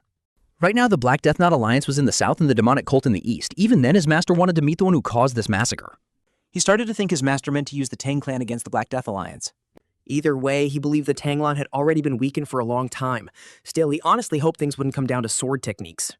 Elder Sandandro listened as the warriors brought back the tournament participants. It looked like the contest had ended sooner than expected. He figured that child Yang with her skill in the fire dragon poison should have had no trouble winning. Then someone told him that Lady wasn't among the people who returned, and that startled him. People had expected the leader's grandson to win. But that girl had trained wildly after her face was scarred. Still, as long as they all came back, that was what mattered. Those people were important. Then they noticed the Tang family crest. These weren't regular warriors, which meant the tournament competitors had returned. They realized the competition was already over and were surprised at how fast time had passed. Looking at Tang Yumian, they asked who he was, especially since the girls around him couldn't stop staring. One father spotted his daughter among the competitors and cried in relief. He also saw young Master Jan Jil, who looked unusually happy. All around them, people found family and loved ones in the crowd. But when someone was missing, worry rose at once, and some broke into tears. Yuman understood those faces belonged to parents whose children hadn't survived. It made him think his own mother must be worried too. He wondered what he'd do if he went home and she didn't even recognize him. He even imagined her shocked expression. That happy thought was cut off when Tang Yuri called to him and told him to look to the side. She pointed toward the General Administration Department. Excited, she said the man with glasses over there was her father. Noticing his freckles, Yuman told her to take good care of him. As they got closer, she said she wasn't about to miss a chance like this. She explained that her father had never been promoted because he was too kind, so he'd been stuck doing all kinds of work until now. Yuman thought that might actually work in his favor. People tied too closely to the elders could become a problem once he took control. It would be better to find those willing to stand with him. So he decided to learn more about Jin. While Muriel suspected Jin had something to do with the timing, the Tang clan's general commander, Tang Nakazim, praised the warriors for their hard work. Jiang then created the clan chief. The commander said he'd never forget how the 𝗙𝘂𝗹𝗹 clan had helped the main house. And 𝗙𝘂𝗹𝗹 only asked that the favor be returned when needed. He felt satisfied, thinking that support had helped the tournament end peacefully. When Chungkin arrived, Yumyan noticed one of his achievements being recognized. He told everyone the elders had already been informed and said they should head there. The warriors, meanwhile, could dismiss and rest. He added that after years of effort, their missions were finally done and they must be exhausted. But the brigade leader apologized and said he would not be going to the elders' house. He introduced himself as Tang Wanjin and explained that he was only temporarily in charge of the honor guards. The general commander stared at him and asked if he had heard right. He really refused to go to the elders' house? Tang and Jin answered that the tournament rules only mentioned the winner and the Tower of Stealth and Poisons. Going to the elders' house made no sense. The commander demanded to know how a mere warrior dared talk about rules in front of him. Wanjin thought that if they objected now, then they were basically being told to ignore the elders' orders. Then someone stepped forward. Yumang said that if someone in the main house held more power than the family head, then he wanted to know who exactly he, Tang Yumyang, the tournament winner, was supposed to be. The commander reported everything to the elders, who were stunned to hear that he had won. Even the general commander was sweating as he repeated it. The competitor and victor was Tang Yuyang. No one could believe it. How could someone like him win? They even brought up the fire dragon poison, saying he hadn't managed to use it. The disciple Guokran had lost to Yumyang again, and the Sichuan leader was left in disbelief. He knew the boy's talent and effort, but still couldn't accept that this child might become chief. Before the finals, they had all believed that child couldn't possibly defeat Guokan, so for him to improve that much in 3 years felt impossible. They were sure he had used some kind of trick. The second elder, Tang Ongen, said he had planned to leave and put the war behind him. The fourth elder agreed and asked how someone like Yumyang could defeat the other candidates. He said if they wanted answers, they first needed to know where Tang Yumong was. Then he asked why the boy hadn't come to the elder's house. Someone replied that only the clan leader could summon the successor, even if the leader's seat was empty. He reminded them that he had already been challenged before for refusing their decisions. He added that Yamyang still hadn't been officially recognized as successor. The commander knew their position would be at risk if someone who hated the elders became successor, so he urged Yumyang not to provoke them. Yumong fixed him with a hard stare and said that was enough. That alone made the man feel his bones shake. Everyone noticed the dark killing intent pouring off him. They understood that if they pushed him any further, they might be torn apart. Terrified, the commander decided to go speak with the elders. The young winner said he didn't care what those lazy old men thought. The tournament was over and so was their rule. Then Yumyang ordered the commander to bring the elders to him. He also told them to make one thing clear. Their reign was finished. One elder dismissed it as the arrogance of a stupid young man. Even the Poison Phoenix had to be careful around them. But he also saw a chance here. Since Yumyang still hadn't been officially named sect leader, they could question his behavior and strip him of his right to succeed. Just as he had suggested with the Tower of Stealth and Poisons, they needed to test what he was really capable of. The elder ordered the warriors outside to listen. He called the Great Elder's troops, the Second Elder's Integrity Unit, the Fourth Elder's Poison Unit, and the Fifth Elder's Shadow Unit. He also summoned the Blue Dragon Master to lead the Blue Dragon Force to the Tower of Stealth and Poison. They were going to challenge the Council's authority and teach that arrogant boy how things really worked. He would find out who truly ruled the Tang family. The Dark King Tang Jiaki could barely believe his nephew had won the contest to become the next Tang leader. Young man told him he had heard right. The Dark King had always felt the boy was special. Even as a child, now his presence was far stronger than before. He knew his sister would be happy. Tang Jiaki, father of Tang Munshin, was stunned to learn Yang Yan had won the competition. Not long ago, he had gone to Yang's house and promised punishment for both him and his mother over what happened to his son's arm. He had even said he didn't care if it took 4 years. Now he stood in front of the new leader, who brought up those very words. With a cold stare, Yongyan said he was right. It hadn't even taken 4 years. Then he warned him to watch every word he spoke in the Tang house. But if not, his other son might lose an arm too. His uncle, the Dark King, could tell he was still holding on to that anger. At the same time, the brigade leader was worried about Tong Yang. He remembered how shocked the general had been after seeing the Poison Phoenix's son. Until then, he hadn't known Yongyan was really her son. The general had said there were things he needed to know, but that talk could wait. Now the brigade leader understood it was true. He really was that person's son. If so, then it all traced back to the clash with the heavenly bright demon lord who targeted the Poison Phoenix. The Tang warriors fought with their lives, but even with equal numbers, the gap in strength was huge. That land was thrown into chaos and ruin, and their resistance had been fiercer than expected. It was so brutal that even the leader died, and still it wasn't over. On that tyrant's orders, they were told to release. The enemy kept pushing forward, ignoring poison arts and not caring if they died.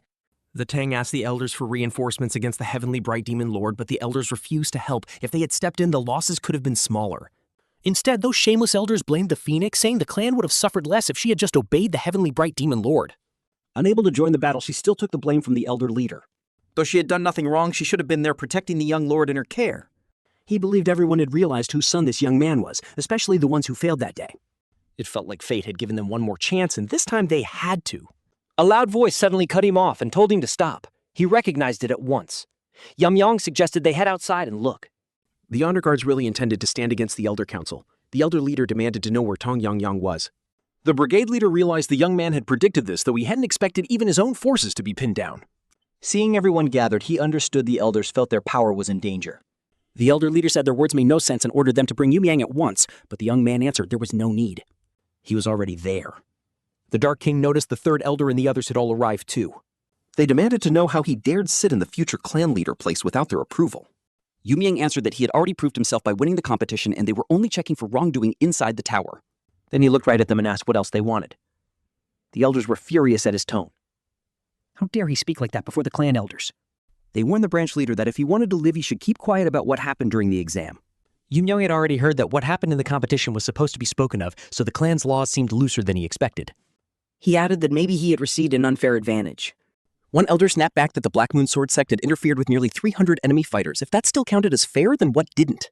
영영이 explained that 탕국구랑과 탕의 양용이 다른 쟁자들을 죽였고 자신은 그냥 쟁자를 쓸어버림으로 끝냈다고 설명했다. Since that interference came after the competition, he saw no unfairness in his victory. The elder flew into a rage when he heard the young man had killed his grandson. Yuyang told him to go back to the mountain and check for himself. If the Gangyong sect hadn't cleaned the place up, the body would still be there. Completely enraged, the elder launched a killing strike at him, and the Dark King and brigade leader were instantly alarmed. The blow was so strong it hit people nearby too. Calling him a fool, the elder said he had only raised the issue because he wanted. Yuyang stopped the attack with one hand and calmly asked if he still couldn't believe it. Everyone around them was stunned. After blocking the strike, he looked at the elder and asked if he really couldn't accept that his grandson was dead. The elder couldn't believe his demon-killing poison had been stopped with one hand. How had it been blocked so easily? For a moment, he wondered if the young man had already surpassed the internal energy he had built over decades. But he rejected that thought and demanded to know how this brat dared mock an elder. Yang pulled out a poison vial that had belonged to Yang and held it up for the elder. When the elder asked where he got it, Mayang said he must already know and that it had to make him nervous. He tossed the vial at the elder and accused him of giving it to his granddaughter. If it had been an ordinary poison bottle, maybe no one would have noticed, but this was one of the clan's 10 great poisons, the fire dragon poison. The brigade leader immediately asked if that was really what was inside the vial, and it was. The brigade leader and his men were left speechless. That was why they had sensed such fierce burning energy. The vial had even broken through the third Eller seal. Young Myung said the elder had treated one of the clan's 10 poisons like a tool for private greed, as if burying it with the burial brigade meant nothing. The brigade leader replied that as far as he knew, it was deadly enough to bring down even top martial artists. And since the formula had been lost, the 10 poisons were even more dangerous now. They were worth more than any treasure the clan owned. Using fire dragon poison for personal gain deserved the harshest punishment. One elder shouted, asking what he was trying to say. Another barked that no one had the right to talk about punishing a clan elder and demanded they seize him at once. Yongyang shot back, asking why that man hadn't been seized already just because he held the title of elder. He declared that the elder would not escape clan law or die with honor. At the very least, his granddaughter would be waiting for him in the next life. Then he let the fire dragon poison burn him alive. He said every elder there was rotten and asked what right they had to judge who should hold the clan leader's seat. As for where he would stand, he would decide that himself. The brigade leader and his soldiers saw how calm he stayed even before the elders, and for the first time they thought the clan's future might change. But the elder leader demanded to know what he was doing and how he dared kill a clan elder. Yongyang then turned to the grand elder Tong Rojang and asked if he knew his disciple had put the whole clan at risk. The elder demanded an explanation, and Yongyang asked if he truly understood what had happened. He said the man was a spy from the Dark Moon sect and asked how none of them found that strange. After all, they had heard the Dark Moon Sword sect invaded the competition grounds. The elder accused him of siding with the enemy and demanded proof. Yongyang said he would provide it, then looked at Tangyi. He told everyone that Tangyi was the one witness who could prove the elder was a spy. He explained that earlier inside Yomi's isolation hall, he fought Tangukan and got that evidence. As everyone could see, those wounds were not caused by poison or stealth arts. They came from a sword technique, though he hadn't realized it at the time. Maybe it wasn't a twin sword style, but the elder argued that this was still only a guess, but people began pressing him because it wasn't just a guess. Someone had already seen Makanjuk use that sword art from a distance. Everyone had also noticed that most of his victims were horribly cut apart. Rộng sai thiếu liên cho biết trước khi điện tử chém giết mình thì điện tử đã thừa nhận mình là gián điệp và thậm chí cho biết tên đó là Minjuk. At once, she also realized that name belonged to the discarded bastard people whispered about the servant woman's child. Yamyang told Tongyi Jili planned to use him as a witness, but he never thought the man would step up on his own first. The man said Yumyang had saved his life, so it was only fair to repay him. Yum thanked him and said that made things easier. The spy realized the boy truly had a witness, but that hardly mattered now. If this kept going, he wouldn't be safe either, so he shouted for Elder Jiang to stop that man. The brigade warriors started wondering why Elder Pyong still hadn't been punished. But the young man kept walking toward the elder and told him not to rush. He couldn't just let this pass. Not when 𝗙𝘂𝗹𝗹 might have become clan leader and handed the 𝗙𝘂 clan over to the Dark Moon Sword sect. The Yang clan leader thought the elder had gone way too far. Once Yomi got ready to strike, the elder couldn't do a thing. In the next instant, his arm was cut off so fast no one even saw it happen. The Dark King and the brigade leader were shaken as Yomi carried out judgment. But then Yomi said there was no proof of collusion, so the punishment would stop there. The elder thanked him for sparing him, still stunned because the slash had been too quick for him to follow. But just when everyone thought Yuyang had shown mercy, the elder released a poison. It was the clan's formless poison. No color, no smell, no taste, and deadly. It wasn't the full perfected version, but the elder had spent over half his life making it, and he believed no one could survive it, no matter how strong they were. All he wanted was revenge without leaving any evidence. Yuyang watched him kneel, stared him in the eyes, and asked if that was really all he had. The elder started to wonder if Yuyang had noticed. Then his hand was cut off too. No one knew what to make of it. Yumi had spoken of mercy, then acted like someone already claiming the clan leader's seat. A few told the others to wait and see what was going on. Then everyone looked toward the elder's severed hand. Lying beside it was a small poison bottle. Yuyang told the elder he had caught on the moment he pretended to beg and tried to slip in a poison attack. To him, it was shameless for an elder to ask the clan leader for mercy, then try to kill him. That alone broke clan law. So he said a traitor should be judged harshly and began enforcing discipline. After making his authority clear, the whole crowd stayed silent. He reminded the elders that rank did not put them above Tangland law. If any of them used their position to break it again, he would punish them himself. He said the clan had grown so weak that it could fall apart at any time. Then he vowed to protect its people from the threat of evil sects if they accepted him as the true leader of the Tang clan. At Tangji's residence, word reached the young leader's mother. She could barely believe he had really won the competition, brought down the elders, and forced them to accept him. She also couldn't forget that moment when everyone in the Tower of Stealth and Poison knelt before him. She said he had grown into someone admirable and wished Longyang were alive to hear it. He would have been proud. Yuyang wanted to run straight to his mother and tell her he was alive, but too much work was waiting. The Dark King announced that by the clan leader's order, everything from that point on would be handled in the tower. The elders clearly didn't like it, but none dared complain out loud. Everyone could see the clan leader was talented, but his experience was still limited. Even so, only Elder O openly raised that issue. The elders wanted to use his youth and inexperience as an excuse to keep their power. Agreeing their point had some merit, Yuyang said he would decide later who would serve as regent. But once the matter was investigated, the third elder's smuggling of fire dragon poison proved true. As it also came out that poison stocks had gone missing, people slowly began doubting the elder's ability to manage the clan.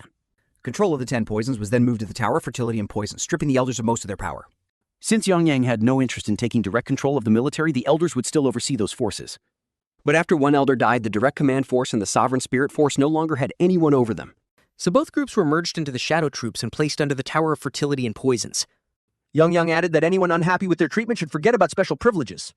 If they neglected their duties with weak excuses or caused trouble with the outside warriors already there, they would be punished hard. A few days later, the elders heard that the clan leader had summoned 𝗙𝘂𝗹𝗹. He hadn't expected Yangmong to use proper authority to tear down the Council of Elders. He knew that one wrong word now could cost him dearly. Yangmong asked if he had been so busy that he forgot about them. Then he said there was something he wanted to ask everyone. 𝗙𝘂𝗹 could barely recognize number 28. The young man asked if they were shocked because of the clothes he was wearing. Everyone there was upset. He had not even been officially confirmed as clan leader yet, but he was already acting like the clan belonged to him. 𝗙𝘂𝗹 asked what he wanted. Yuyang replied that he had heard 𝗙𝘂𝗹's defensive formations were excellent. With one of those set up, unwanted guests wouldn't even get inside and would just wander around outside, so we wanted that same formation installed there to keep accepted evil trash out. 𝗙𝘂𝗹 was startled and said the main house barrier couldn't be installed without the leader's approval. He quickly added that the formations also needed precious heirlooms passed down through the family. Yuyang didn't like that answer and suddenly attacked, dropping the others in the room. Terrified, 𝗙𝘂𝗹 rushed to say he'd installed the formation, then glanced back at his fallen companions. He asked why the clan leader was doing this, and Yuyang answered that he already knew about his deal with Tang Yongrang. Even though 𝗙𝘂𝗹 had the power to stop the Black Moon Sword Sex invasion, he chose not to. He had planned to pretend it wasn't his problem. Yuyang said he wouldn't waste more words. 찌고구던 인선을 장치한 클랜처럼 탕맨 저택 주변의 방리마를 책임졌다. 찌고가 대답하려고 하자 용이 그를 끊고 당신은 이 문제가 작은 문제가 아니라고 했다. Had he forgotten the clan's rules? The Tang clan repaid an offense 10 times over. That, he said, was why the elders had ended so badly. He would count to 3. And if 𝗙𝘂𝗹 still refused, he would go to him personally and make 𝗙𝘂𝗹 Chunkin answer for everything. What came after that? 𝗙𝘂𝗹 could imagine for himself. Before the count even reached 3, 𝗙𝘂𝗹 shouted at 2 that he would obey. He begged forgiveness and asked that his clan members be spared. Yuyang said he expected him to move fast. Tang giải thích tại sao anh chưa gọi nghe ngùng nghỉ sớm hơn. Tamurio Vonder vai clan leader đã summon him. Hearing himself called clan leader, Yangmiyang laughed and thought they didn't need to be that formal. That helped Tang and relax, and he put his feet up on the table. ตั้งอยู่เรียกตักทวงว่าทำไมตึงถูกเรียกมา ยงมังตอบให้เธอว่าเขาเพิ่งแต่งตั้งพ่อของเธอให้เป็นจอมทัพใหม่ He said her father was clearly capable enough for the job. Shutting down complaints wasn't hard, he added, but it would become a problem if his praise turned out to be false. If her father played favorites, ignored his duties, or secretly took funds, that would be dealt with. He asked her to help her father settle into the role, though he believed the man would prove himself just fine. After that, he said he also wanted to know about Mario and Iane, which was why he had called them. ช่วงนี้เปลี่ยนเล็บในการว่าอีหยังถ้ามีคนแกล้งดีถูกบิดเบียงเพราะคานเจ้านายก็โกรธขึ้นง่ายเลย He wanted such people under his protection since it made no sense to keep elder loyalists close to him. Ajun said nothing, so Yuyang asked if that meant there was no one in the medicine hall connected to him. I hesitated, unsure if he should bring up the medicine hall king. The matter also involved Yami, especially what had happened to his father. The people tied to poisoning the young master's father came from the medicine hall king side. Tang-Jio said maybe he had heard wrong. Surely the medicine hall king couldn't be involved. Tang Yuri slammed the table in anger and demanded to know how anyone dared touch the clan leader's family. She said she'd deal with them herself, but Yuyang told Jin to keep talking. The medicine hall king was so cut off inside the main house that even the council of elders couldn't interfere. All poison and medical research was done there, and it funded itself by treating patients. It also supplied the money the clan needed, and the head of the medicine hall king was Jin's grandfather. Back when his grandfather led it, one man visited him every day, the father of Tang Yum-yong. After the Bright Sky Demon Lord's invasion, resentment toward the medicine hall king grew. But Yum-yang's father always defended it from slander. The problem was that he had no internal energy. So if someone attacked him with internal force, he couldn't drive it out and would suffer serious internal damage. Even so, his father kept standing up and fighting. That was when things got much worse. At the time, the vice leader of the medicine hall was Tangal. He got into an argument with Yomi's father after being caught insulting his wife. Instead of apologizing, Tangel tried to use martial arts after losing the argument, and only the grandfather stopped him. Because of that, Tanglu was removed from consideration as the next leader. Hearing this, Yum-Young realized Tang Hel had held a grudge and poisoned his father. After that, he killed the young master's father, started taking over the medicine hall, and according to Ajin, also poisoned his own grandfather and locked him away. Tungar was shocked that something like this had happened in secret. Being isolated was no excuse. Ayunjin said the poison had left his grandfather out of his mind, so even if he told others the truth, no one would help him. He joined the competition, but during those 3 years, he still couldn't get rid of the people who knew about the incident. Now he wanted to check his grandfather's condition, but he was too scared to go. He also found it hard to apologize to the clan leader and even harder to point out the talented people Young was asking about in the medicine hall. Young asked if he knew why the vice leader had kept his grandfather alive. Killing him would have been easier. If Young was right, then the medicine hall held a hidden branch that even the elders didn't know about. It involved an internal pill made from a mythical creature said to live in lava, the 10,000-year fire carp. Yuri said the name sounded familiar. Morio. Though looked like he had never heard of it. Young asked what the final internal pill really was and learned it was much more than something that just boosts internal energy. About 100 years ago, people said the Lesser Lord of Blazing Sun Palace took that pill and reached the Fire Realm because of it. That story was passed down for generations, but the poison inside it was brutal. If someone took it without removing the poison first, 9 out of 10 would die. So he asked if anyone besides his grandfather could keep the pill's power while clearing the poison. Crying, Ajin said yes. The current leader wanted to swallow the complete pill and rise to the Fire Realm. After that, he planned to leave the clan with his followers and start a clan of his own. Everyone knew that was basically rebellion. Young realized the realm that man wanted without true understanding was the Fire Realm. Ajun said they had been together for 3 years, but he never noticed any of this because the man hid it so well. Young thanked him, knowing how hard it must have been to reveal all of that. Still, he had one more question. If he drove out the current people in the King of Medicine Hall and restored his grandfather, could the hall run properly again like before? And if the real problem was only his poisoned grandfather, could that be fixed? I said it could. He believed he was no less capable than the current leader. If they gathered a few key medical experts, he could teach the rest. Young said that was all he needed to hear. Then he turned to Tang Morio, saying he'd hear her story after settling the matter of the King of Medicine Hall first. He was leaving right away. Jean asked if he was sure since he still hadn't gone to see his mother after returning from the main house. Young said she would understand. A clan leader couldn't let a traitor walk free. More than that, she would never want him to stop after hearing what had happened to someone close. Before leaving, he declared that the King of Medicine Hall as they knew it would be wiped out. Meanwhile, at the King of Medicine Hall, the man in charge heard that Young's son had become the new clan leader. He figured anything tied to his crimes happened before the boy was born, so there was no way he would know. Even so, he was uneasy because Tang Ai-jin still hadn't come back. In the end, he decided his own life mattered most. He could kill Ajin whenever he wanted. But the real issue was the internal pill. To absorb it fully and reach the Fire Realm, he needed that cursed old man to talk. Even if the elder regained his mind, though, he would never help. And if he tried removing the poison from the capsule himself and failed, he could ruin the whole pill. So he needed another way. While he was thinking, a loud commotion broke out. His men rushed in, shouting that the clan leader was causing chaos. They said Young was tearing through the entire hall and people were begging him to stop. Young asked Jin if he had found him, but he hadn't. I said he searched the whole hall and found no trace of his grandfather. Furious, he demanded to know where his grandfather was. The people there only traded nervous looks and stayed quiet. Young warned them not to lie in front of him and told Brigade Leader Wan Jin to take care of it. Wan Jin solved it fast. Heads hit the ground. Young asked who they thought they were fooling with those guilty looks and told the rest not to test his patience. They could keep pretending if they wanted, but he only needed one person to talk. Soon, someone admitted the current leader had locked the former leader away in Nok. Hearing that, Ajin panicked. Nok was used to isolate people with suspected infection, and the freezing cold only made things worse. Yuyang said he and I would go in. He ordered Brigade Bango to clear the place and wait at the entrance. Even then, people begged for mercy. Bango gave them the same mercy they had shown Ajin's grandfather. As they entered, Yuyang realized Nok ran deep into the earth. Ajin pointed out the entrance and prayed his grandfather was still alive, though we feared they were too late. Yuyang had sent him and told Jin not to panic. He had found him. Ajin rushed to the cell calling out to his grandfather. Yuyang told him to step back and cut through the bars with a technique. The moment I saw his grandfather's condition, he broke down in tears. When he left for the competition, the old man had not looked like this. Yuyang told him to calm down and asked what poisons had been used. I answered, subjugative poison and thunder madness poison. The second one attacked the mind. It was meant to drive a person insane, not kill them. And once too much time passed, there was almost no proper treatment. Yuyang didn't seem worried. To him, it was still just poison. He had a companion hold the old man steady and started using universal poison absorption. It would pull every bit of poison from the elder's body. Lit up when his grandfather's hand began to show signs of life. Yuyang carefully controlled it, trying to remove only the poison without hurting the elder's weak body. Ajin saw his breathing steady and his color begin to return. Once his grandfather looked better, Yuyang told Ajin to help him sit up. The old man weakly asked where he was. When he opened his eyes, he recognized Jin. But when he looked at the young clan leader, he mistook him for his father. After they explained everything, he understood that his son's child now led the clan and had come to save him because of the bond he once had with his father. In tears, the elder was moved that the child who never even got to see his father's face because of him was now the one saving him. He could only wish the father were still alive to see how fine his son had become. Though weak, he said he wanted to devote himself to serving the clan leader. Yuyang agreed and draped his cloak over the elder to shield him from the cold. He also said he was there to put the new leadership in order with the elder, and then they stepped out where people were waiting. The current leader of the King of Medicine Hall stared in shock that the old man was standing again and demanded to know how the clan leader could treat the hall's members so ruthlessly. He argued that the King of Medicine Hall was the one funding the Tang clan.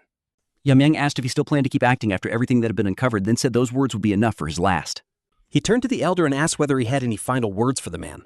The elder only shook his head, so Yuyang said he would end it quickly. The former leader of the King of Medicine Hall tried to run before punishment could reach him, but he barely moved before his body locked up. Yuyang told him the poison was called Heart Splitter and I had made it. He added that Ajin's skill was already enough to replace him. Then again, he probably couldn't even hear anymore. The others who had backed the former leader scattered trying to save themselves, but the Manhwa brigade handled them. Once it was over, Yuyang left with Jin and his grandfather. News spread through the clan at once that the King of Medicine Hall had fallen. People said the clan couldn't survive without it, and cutting off its source of money was a huge mistake. Then he was asked if he planned to take the pill now. Since someone like Tang might appear, he couldn't just leave it lying around. Yuyang thanked him and said he would keep it for now. He was told that if he wasn't using it right away, it should be stored carefully. Even at a glance, the poison on it was so strong it could be seen with the naked eye. Throwing away something that precious would be crazy. Even standing near it, he could feel the fierce fire poison expected from a lava creature. Still, it was nothing compared to the poison of the demonic fire dragon he had faced before. He knew that if a normal person touched it unrefined, their insides could burn away. The poison was so strong that he decided it would be better to study it further, especially the 10 poisons. Watching the refining process, he could clearly sense the spirit's power. While he was lost in thought, someone knocked on the door. A voice said it was his mother and asked if she could come in. He told her to enter. When the door opened, he finally saw his mother again. She said she never thought she'd be able to return there. She was proud, saying she was truly lucky to have a son like him. He told her the place had always been hers and she could come in any time she wanted. Looking at her, he thought she was still beautiful. He also wondered how much she must have worried all this time. She pulled him into a tight hug and said she was so happy he came back safe. He smiled and told her, of course he did. He was her son. In his past life, it had been different. He had no one to miss him, no one to think about as he faced death, and no one to share joy with. Even at the very end, that lonely life had been full of regret. He remembered the time he was forced to bring her away. Everyone around them had been crying and every face was familiar. What he carried then was the box in his hands now. He told her he had brought it as a gift. When she opened it, she immediately recognized it. A 10,000-year Fireclaw internal pill. She knew exactly what it was, and now all that was left was to use it. But she told him he should take it himself since he wanted to free the clan. But he told her the inner pill had already lost its use for him and asked her to hold it. She didn't get it. Why say it was useless now? He explained there was nothing left for that pill to improve in him. Then holding her hand, he showed her that he had already reached the fire realm. She was overjoyed to learn he had truly made it there. For her, that was something worth celebrating. He told her he wanted her to live a long life for her sake and for his father's too. Asking her to stay by his side and watch him grow, he offered the pill again. Since its power was fading little by little, they had to act fast. She smiled and said she couldn't turn down a gift her son had brought with such care. Then she asked if he knew what people used to call her when she was young. Back then, she was known as the greatest beauty in Sichuan, the poisonous phoenix. Right after that, she released her full power. She explained that the title Poisonous Phoenix was given only to the clan's most famous talents. It amused her. She hadn't seen him this stunned in a long time. She teased that even if she wasn't at his level, she could still surprise him. After raising her power, she swallowed the inner pill and entered cultivation at once. He was still in shock. She had hidden this much strength all along and had been training by herself. At the Fire Realm, even tiny movements can be sensed, so hiding power should be impossible. Yet somehow she had concealed it even from him. With one look, he knew she had already reached the level he'd been at before releasing his own power. Maybe his mother could break past her limits too. That also meant trouble was coming. Absorbing the inner pill was simple. She drew out its spiritual energy and guided it into her body to make it her own. She would keep repeating that until all of it was absorbed, but she soon realized she probably couldn't take in all of it. The pill's spirit was fading too fast, and she didn't know how to stop it. Before long, it would vanish before even half was absorbed. Then she felt a hand touch her shoulder. It was her son. He said he would help guide her because enlightenment doesn't come from thinking alone. He told her to take in what was around her, study it, think it through, and narrow it down. Then it could become a path to enlightenment. This time he would give her a little push. That was when she felt Young Min's energy. She sensed him touching the inner pill and blending with it, and in that moment understood the Tangland's radiant heart technique of vital blue poison. Spirituality was just pure energy. Since it could change into anything, she didn't need to absorb it little by little. She could turn it into a form she understood and take it in directly without going through the full cultivation process. After changing the energy, she guided it back into herself. Honestly, she really had been blessed with an amazing son. With his hand still on her shoulder, he felt the moment she finished and stepped into the Fire Realm. At the Tower of Stealth and Poison, the elders had gathered. Most of them were annoyed about being called in so early, only to be kept waiting. One elder grumbled to the King of Darkness, asking how much longer the clan leader planned to make them sit there. Even if the leader had summoned them, this was too much. The King of Darkness, uncle to the young clan leader, tried to calm everyone and said he should arrive soon. Not long after, word came that the leader was on his way. The room fell silent. When Young Man entered, he thanked them for coming so early and said he had called them there to hear something important. An elder immediately asked what it was. He said the clan needed an interim leader until he came of age, but it wouldn't be any of the elders. That stunned them. If not an elder, then who? Right then, the chosen person stepped in. Everyone stared, trying to figure out who it was, but the King of Darkness knew at once. It was the Poisonous Phoenix. The elders were horrified. Decades had passed. How was she here now? The clan leader, son of the Poisonous Phoenix, declared that no one was more fit for the role. After being blamed for the invasion of Manhwa a decade earlier and losing her place as leader, she now returned to make things right, presenting herself as 𝗙𝘂𝗹𝗹. The night before the announcement, she was happy to have reached the Fire Realm, but not so happy about the filth being forced out of her body. It was so unpleasant that she even snapped at one of the servants. Still, having this much power was something she wasn't used to yet. That would come with time. Reaching the Fire Realm also helped her understand her son much better. She had heard that only the leader of the Black Death Alliance had ever reached that level. Now, after all this time, she felt she could finally speak with her son about many things. He congratulated her and she thanked him, saying it was all because of him before asking him to sit down. They talked, shared old stories, and enjoyed a rare, peaceful moment together. Then she asked how he had entered the Fire Realm. He wanted to tell her the truth, but that truth came from memories of his past life. So he decided to use the competition as an excuse and hide behind one of the poisons. When she mentioned the winner had received dragonfire poison, he said that was what he drank. She called it reckless, but he only smiled and pointed out that he was clearly fine. He said that after absorbing the poison and reaching enlightenment, he entered the Fire Realm. Even so, she wasn't sure that kind of enlightenment should be possible. Then she brought up something else. It was about the servant helping her bathe, the one who mentioned he was tearing down the King of Medicine Hall. Since it also involved his father, he felt it was best to be honest. He told her guess was right. Over tea, he explained everything. She understood the whole situation and admitted she had already suspected as much. She said she had her doubts before and that I must have suffered too. Then she told her son she had a request. After losing her husband, she had lived in the clan like a dead person, terrified of losing her only son too. But she had not simply done nothing. If he allowed it, no one would ever dare covet that place again. She wanted to protect it herself.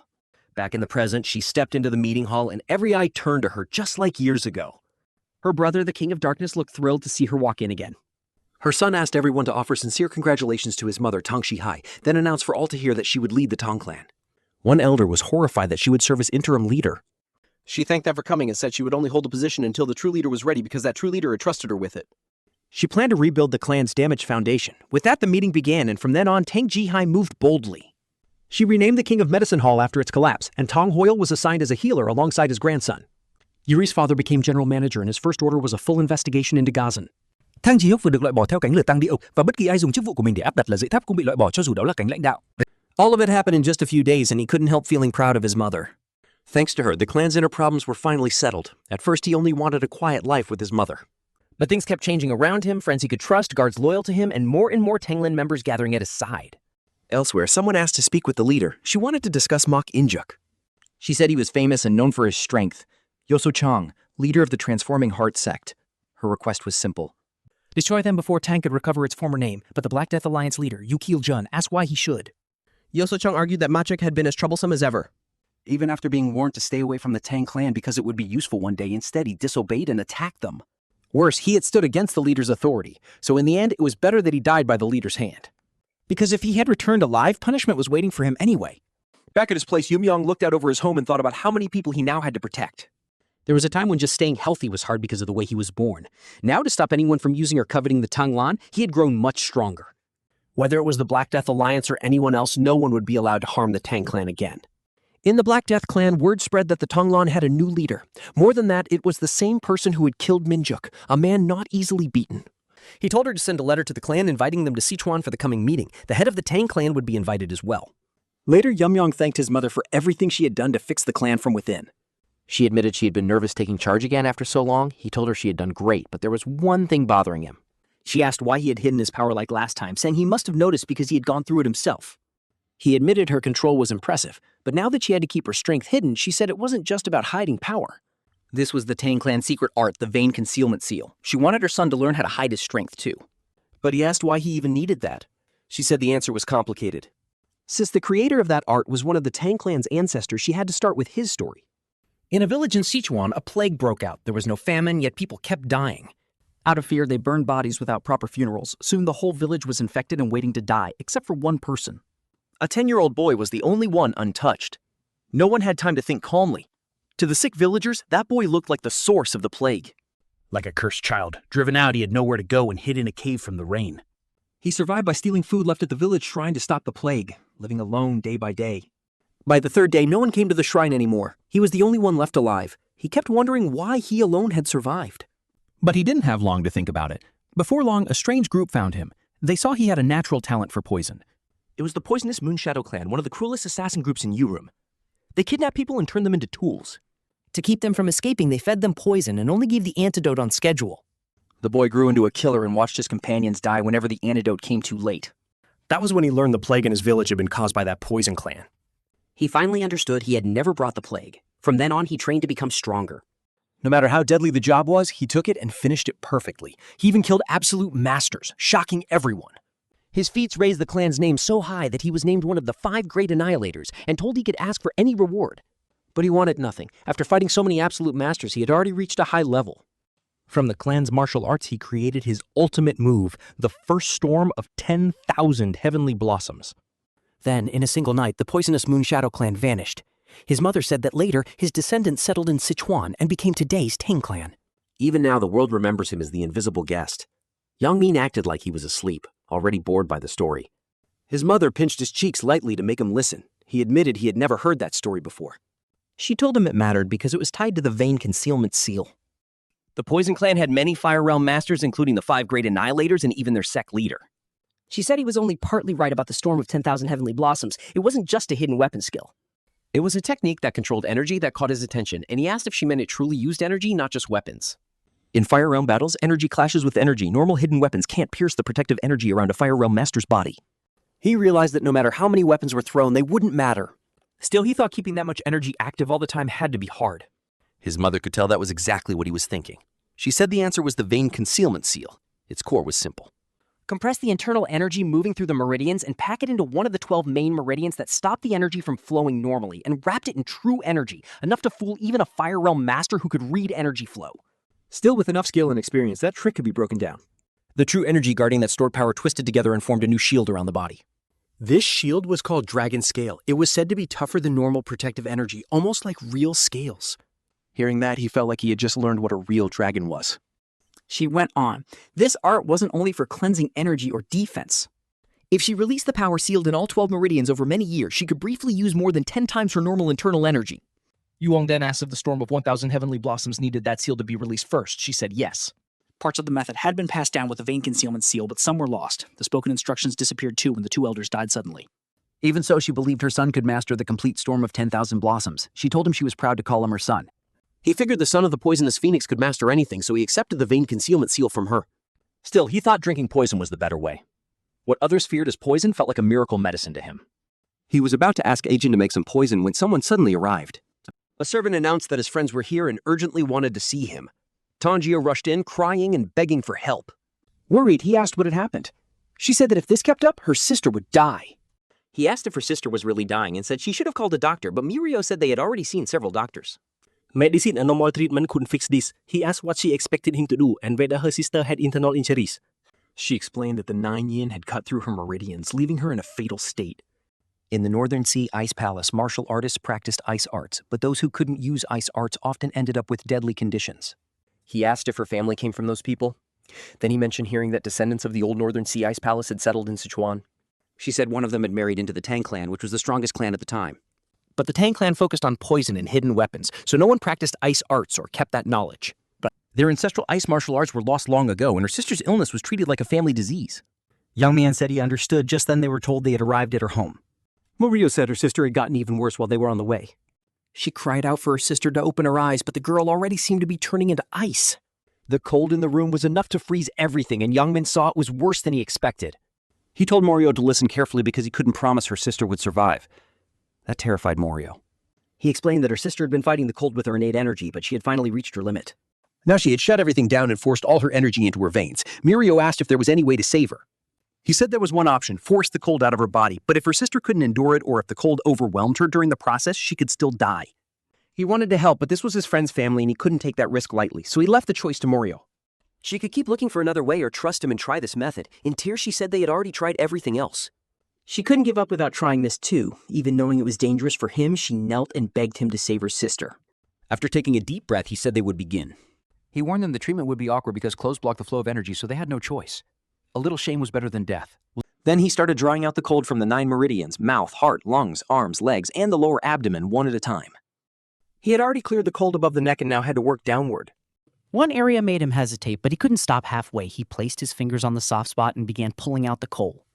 The resistance grew stronger, and he could tell this wouldn't be easy. Tanjio worried he might freeze too, but he told her he was fine. He wanted to pull the yin energy from the upper meridians, but the cold had already gone past what a body could endure. If this kept up, he might freeze first. Then he thought that if this were poison, handling it would be easier. And that gave him an idea. He remembered what Ajin's grandfather once said, medicine and poison are basically the same. The dose is what changes one into the other. Even life-giving yang energy like dragon fire poison or the 10,000-year fire carp could become poison. So this bone-freezing cold could also be treated like poison. With that thought, he put his hand on the girl's abdomen and used the poison purification technique. This time the art began absorbing the cold, and he smiled when it worked. Once part of the cold was removed, it fought back hard. But if it counted as poison, then he could simply devour it. The cold inside her body started fading. Slowly, she opened her eyes. Then she realized how exposed she was and saw a strange young man with his hand on her abdomen. Tanjio was overwhelmed. Her sister was awake again. Even if both of them were embarrassed, she couldn't hold back her joy anymore because she wasn't going to lose her sister. Realizing she was alive and seeing Mirio there, the two of them broke down in tears. As he finished removing the last of the cold, Mirio told her that this man had saved her life. Tang Mio asked how much longer he needed to keep touching her sister, but her sister told him to stay focused and keep going. He fell deep into thought. Amazed, this felt almost like a miracle cure. His body was surrounded by so much energy that a normal person could never take it all in. So he decided to use the chance to absorb the cold energy and open the block meridians. One meridian had already started filling with internal energy, and as more opened, he absorbed even more. In the end, he opened 4 meridians, far more than expected, and his internal energy grew to about 4 times what it was before. The process finally slowed, but that couldn't be helped. He figured he could finish later by drinking poison. When he opened his eyes, both sisters were staring at him, his hand still on the girl's body. Blushing, she told him not to worry. Her sister had explained everything, and she didn't know how to thank him. Just then, their father rushed in after hearing voices. He came in and saw his daughters with a young man, and one of them barely dressed. Furious, he challenged the clan leader to a fight.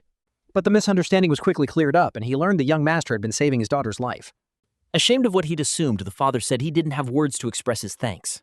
Through tears, he explained that he had stayed there after falling in love with a Tang clan woman while running a trading company. His wife later died from a deadly illness, and he had spent everything trying to save his daughter too. But nothing worked. Now he was overjoyed because the young man had stepped in and helped her recover. He promised that from then on, if the leader ever needed him, he would come at once. Yuyang was worried about the trade situation, but decided to leave that for later. As the young leader was heading out, someone called his name. He turned and saw the young woman, now dressed properly, standing with her sister. She thanked him for saving her life and said her family would never forget what he had done. Yuyang turned red, not knowing how to react. While Tang 𝗙𝗪𝗹 was deeply grateful that her sister had been saved, the two sisters told him to stay safe and come visit again. She noticed he looked flustered and couldn't understand why since the treatment had gone fine. Then the clan leader's sister and her friend teased that maybe he had enjoyed seeing her too much. Her sister blushed at once and denied it, saying she didn't think the leader felt that way about her. Tanjio told her that kind of reaction was normal. Most people would probably respond the same way. After all, she said her sister was the prettiest. And even though the leader kept things hidden, she could tell from his face that he liked her too. As he left in a good mood, he kept thinking about what the girl's father had said about family. Before long, he was imagining marrying her and having children together. He even pictured grandchildren and growing old beside a beautiful woman. Just the thought made him nervous. For the first time, he imagined what a normal life might feel like and hoped he'd get another chance to see her. The problem was what her father had said. The clan had declined and the Black Death Alliance now controlled things and rarely entered the city. That alliance led by 𝗙𝗪𝗪 still hadn't overthrown the Demon Lord. But as long as they stayed in Sichuan, a clash seemed unavoidable. Meanwhile, in Black Death Alliance territory, someone reported that the Tang clan was growing too fast to control. The woman listening just lay there eating an apple, acting like it had nothing to do with her. The leader's orders were absolute, and Hallmaster 𝗙𝗪𝗹, along with Ascendant Phoenix sect leader Yuyang, both agreed it was smarter to stay quiet until his anger passed. Still annoyed, she threw the apple so it nearly hit the messenger. She had heard the new leader and the clan leader had reached or were close to the Fire Realm, and all she'd been told was to wait. At her current level, she couldn't get revenge on Manhw herself, so she came up with another plan. If she couldn't move directly, she would send a letter to the Tang family. Just like the leader had said, she would invite the clan to the next meeting. She told herself she couldn't just sit still, and the leader would understand. Even now, she could still hear Machino's screams. Her anger, she thought, would only fade after the Tang clan was wiped out. The messenger standing in front of that unstable woman could only shake in fear. He begged for his life, but she killed him anyway. Then she decided the Tang clan leader would be the next one to suffer by her hand. Elsewhere, the Munchin family was discussing what to do now that their side had lost power. The second elder Tang Yongqing asked why they were singling him out. He looked toward the former Poison King, Tang 𝗙𝗪𝗪, who questioned why this was even being brought up. The second elder blamed young Munchan for making enemies without knowing his opponent's strength. Because of him, his father was now tearing down everything he had spent a lifetime building. Munchin, yên tường, 𝗙𝗪𝗪 là một cái bà già đáng thương không thể đối diện với trượng trường. He was desperate to heal his arm and get revenge. While meeting with the other elders, they all saw how hard it would be to hold on to their power. In the end, they chose to leave the clan. Elsewhere, the young leader went to the clan's poison storage, where the extreme poisons and 10 poisons were kept. He remembered this place had originally been under the third elder's care, but after that elder's negligence, it had been handed over to him in the poison hall. A warrior offered him something to use before he entered. It was a poison-repelling pearl meant to block the toxic air inside. The warrior explained that if you held it in your mouth, it filtered out most of the poison. He refused at first, but then heard several people, including the third elder, had used it before. Even though it was cleaned after each use, the young master still refused, saying poison wouldn't affect him. When the warrior kept pushing, he decided to teach him a lesson. Then he told the next guard to open the door because he was going in. Inside, everything was well preserved, probably because the whole warehouse was filled with poison. At once he understood why the guard had been worried. An ordinary person would already be poisoned in here. But for someone who had mastered the poison-refining heart technique, it felt almost clean, and he could already sense his inner strength recovering. He realized he was taking in poisons on the level of the 10 poisons, but clan rules said he couldn't use all 10. If the recipe still existed, he thought maybe he could ask to make it. Then he suddenly felt something strange. One part of the airflow was warped. It felt like a formation was there. But a formation hidden in the poison store didn't match the usual Jigo clan style, so he decided to check it out. Going deeper, he found a hidden passage. A sealed forbidden talisman was written there. It wasn't a Jiggling formation. It was the work of a mage. In his past life, his master had known several mages. His master chased the sword the way they chase sorcery, all trying to surpass human limits and reach immortality. He even remembered being thrown into a mage's formation as training, a place filled with beasts he couldn't name. Mages were usually selfish and only acted when something interested them, so why was one of their formations inside the Tang clan? They were obsessed with spirits and demons, always chasing immortality. He remembered once asking his master how to get along with them. His master had joked that you just beat them up every day for no reason. Eventually, they'd beg to talk. Still, he doubted anyone in the Tang clan had handled things that way, so there had to be something in the clan that caught a mage's eye, something incredibly powerful. He had come hoping to find the 10 poisons recipe and grow stronger, but this was even more interesting, so he went in. The moment he entered, something inside noticed him. It understood at once that this wasn't some quiet visitor. It didn't know how much time had passed, but if enough had, then it wanted to be freed. Yang guessed that if it was guarded this heavily, it might be the Tanglin's lost 10 poisons. But the jar wrapped in talismans felt dangerous, and he wondered what kind of poison needed that much sealing. When he touched it, he felt a huge rebound from the spell. It was harder to break than most formations. He would have to cut each talisman exactly right, so he started slicing through the seals on the jar. One by one, he cut them all away. Sweat ran down his face and the venomous vein stimulation technique was draining his inner strength. Normally, one strike would have been enough, but once the talismans came off, the poison inside grew much denser. With his hand on the lid, he prepared to see what was inside. Whatever was sealed there realized the talismans were gone. It had been ages since it had seen light. Then it burst out at once, shouting that it was free, but the young leader had no intention of letting it escape. He was going to catch it. It moved fast, and he knew he had to strike before it could attack first. Energy gathered around his arm. A snake-shaped figure made of energy praised his quick reaction and set it light to spirit. As payment for freeing it, it promised to kill him without pain, calling him foolish and rude. The creature revealed itself as the Jingo poison, the white-horned blue snake. He asked what a Jingo poison was. The snake was shocked. He blocked the sealed poison from reaching a vital point in an instant. She said she could melt his arm, and she liked his energy at first. Then she realized it was poison-absorbing aura and demanded to know why he had it and what tie he had to the Wandering Saint. The young man answered that the Wandering Saint was his ancestor. Right away, she begged him to stop absorbing her poison. If this kept going, she would be wiped out. Yuyang asked why he should. Was she only changing her tune because she was losing? He planned to absorb every bit of it. Realizing he truly meant to destroy her, the snake hurriedly told him to wait. She had an offer. She called it a deal. If he spared her, she would become his guardian spirit. All she wanted was freedom from the seal. Yuyang asked what that even meant, and the snake explained that having her as a guardian spirit would help him a lot. She pointed out that his internal energy was already rising from her poison, so this was a great bargain. Yuyang had to admit it. This poison was on a whole different level from the 10,000-year fire carp's inner pill, or the dragon fire poison. A guardian spirit like her could keep giving him poison whenever he needed it. That was better than draining it all at once. Even so, he said he had no interest in sparing an enemy. If he needed poison, he could find it somewhere else. The snake kept begging for mercy, saying she had spent hundreds of years trapped there, staring at a wall, trying to look cute. She promised to obey him as his guardian spirit and insisted they could make this work. Yuyang finally said he would trust her this once. The snake quickly asked if that meant yes. He made one thing clear. If she tried anything, he would destroy her on the spot. She agreed at once and promised there would be no trouble. Then Yuyang asked what he had to do since he knew nothing about guardian spirits. The snake said he didn't need to do much. The method was called a spiritual binding seal. If he held her, the spirit would bind to his soul and become his guardian spirit. The snake dropped into his hand, and Yuyang completed the binding. Outside, the warriors feared the people inside might already be dead and imagined how badly they'd be punished.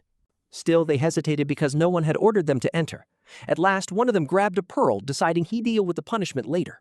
He put it in his mouth, covered his face with cloth, and went in after the young master.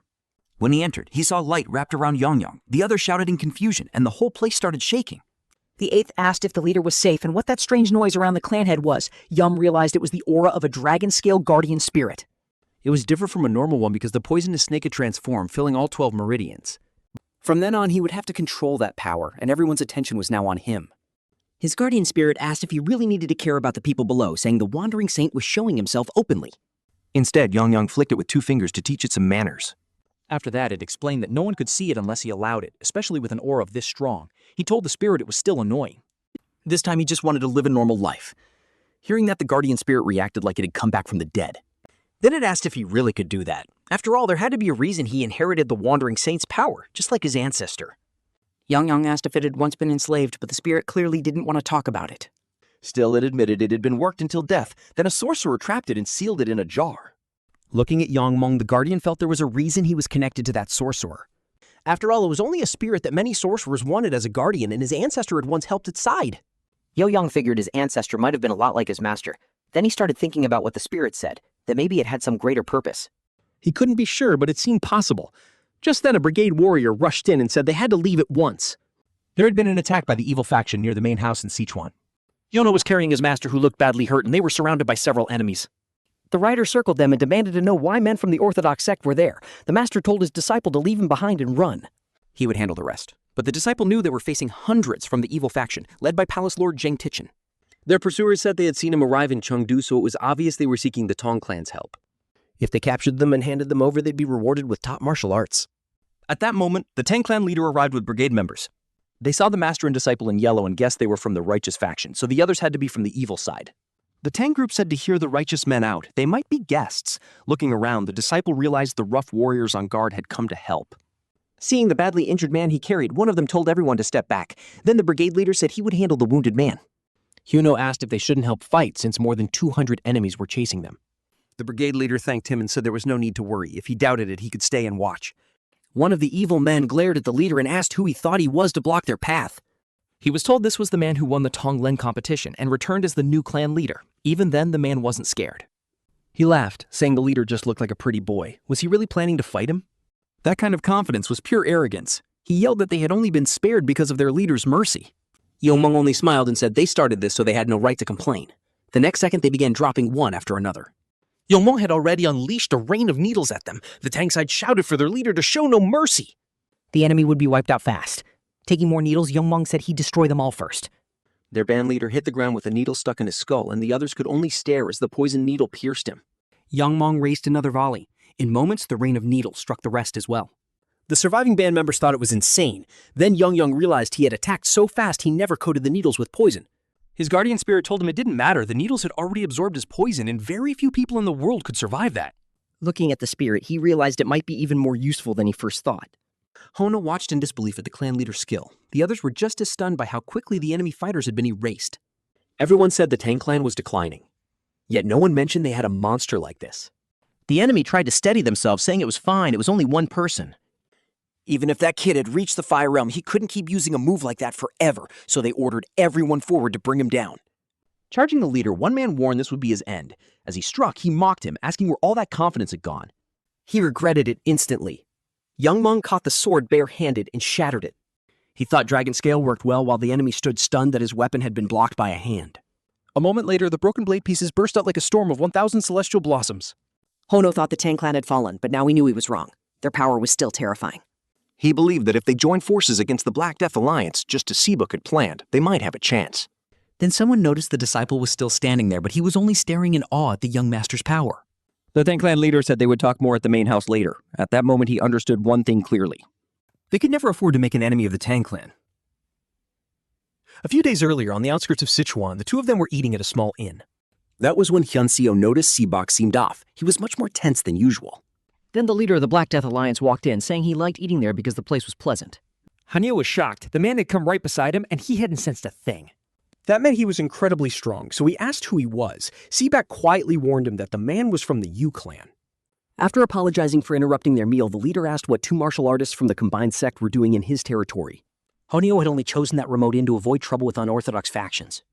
The leader then asked if they had business with the Alliance. Since someone at the Fire Realm had been sent, he figured it had to be serious. 𝗙𝗂𝗹 said they had no business with the Black Death Alliance and asked if he had come alone.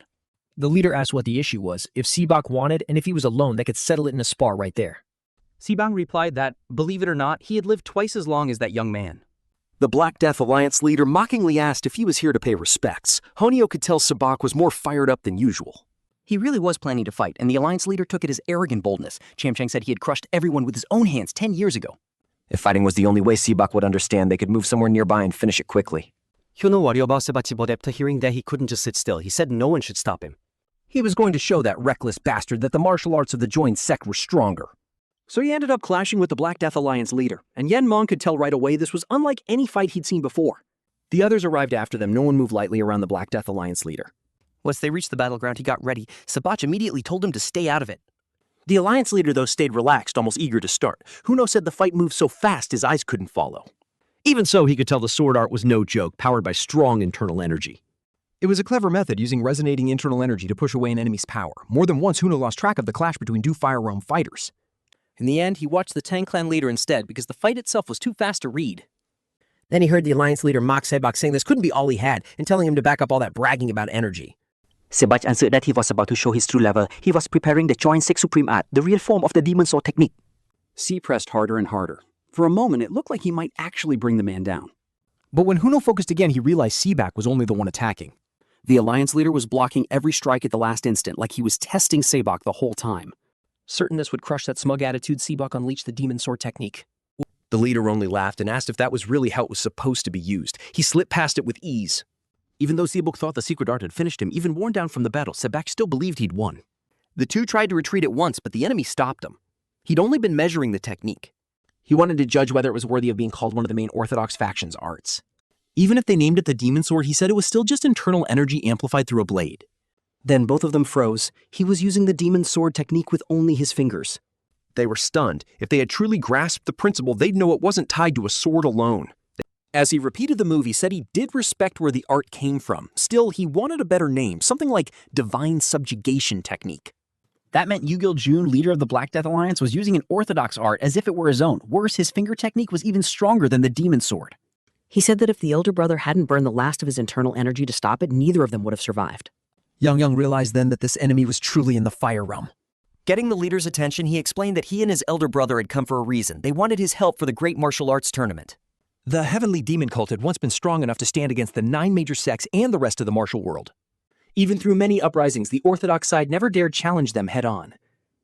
Things only started to change when the sect leader's son, Yuyang, appeared. Born with rare talent, he gathered loyal followers and split the cult into factions. He left with his supporters and formed the Bright Sky Demon Cult, weakening the original sect badly. But now their concern was the Black Death Alliance in the south. If that alliance pushed north, then with the clan leader's strength, they believed he could stop that advance. So they begged him to hold back the Black Death Alliance while they destroyed its core, the Celestial Demon. But the Tang clan leader refused. Huno couldn't understand why he wouldn't help, yet all he got was the same refusal. He quickly went back to tell 𝗙𝗂𝗹 what the clan leader had said. 𝗙𝗂𝗹 could hardly believe they'd been turned down. The leader had only said it wasn't his choice alone, that he would speak with the clan head and answer later. They worried they might fail to persuade him, but for now, all they could do was wait. Huno also said there was something else to discuss. The Tang clan was nothing like they had expected. On the way in, they had seen enough to know the rumors were wrong. The clan's warriors were strong, and the mood inside the clan was nothing like the broken image people talked about. His elder brother said he had noticed it too. Some force seemed to have revived the clan almost at once. He thought they needed to bring that force to their side somehow. Just then, Tang Yuri and her father arrived. They explained that he handled the clan's general affairs and had been ordered to escort the 2 guests. When they met the current leader, they were surprised to find a woman. She introduced herself as Tang Jihai.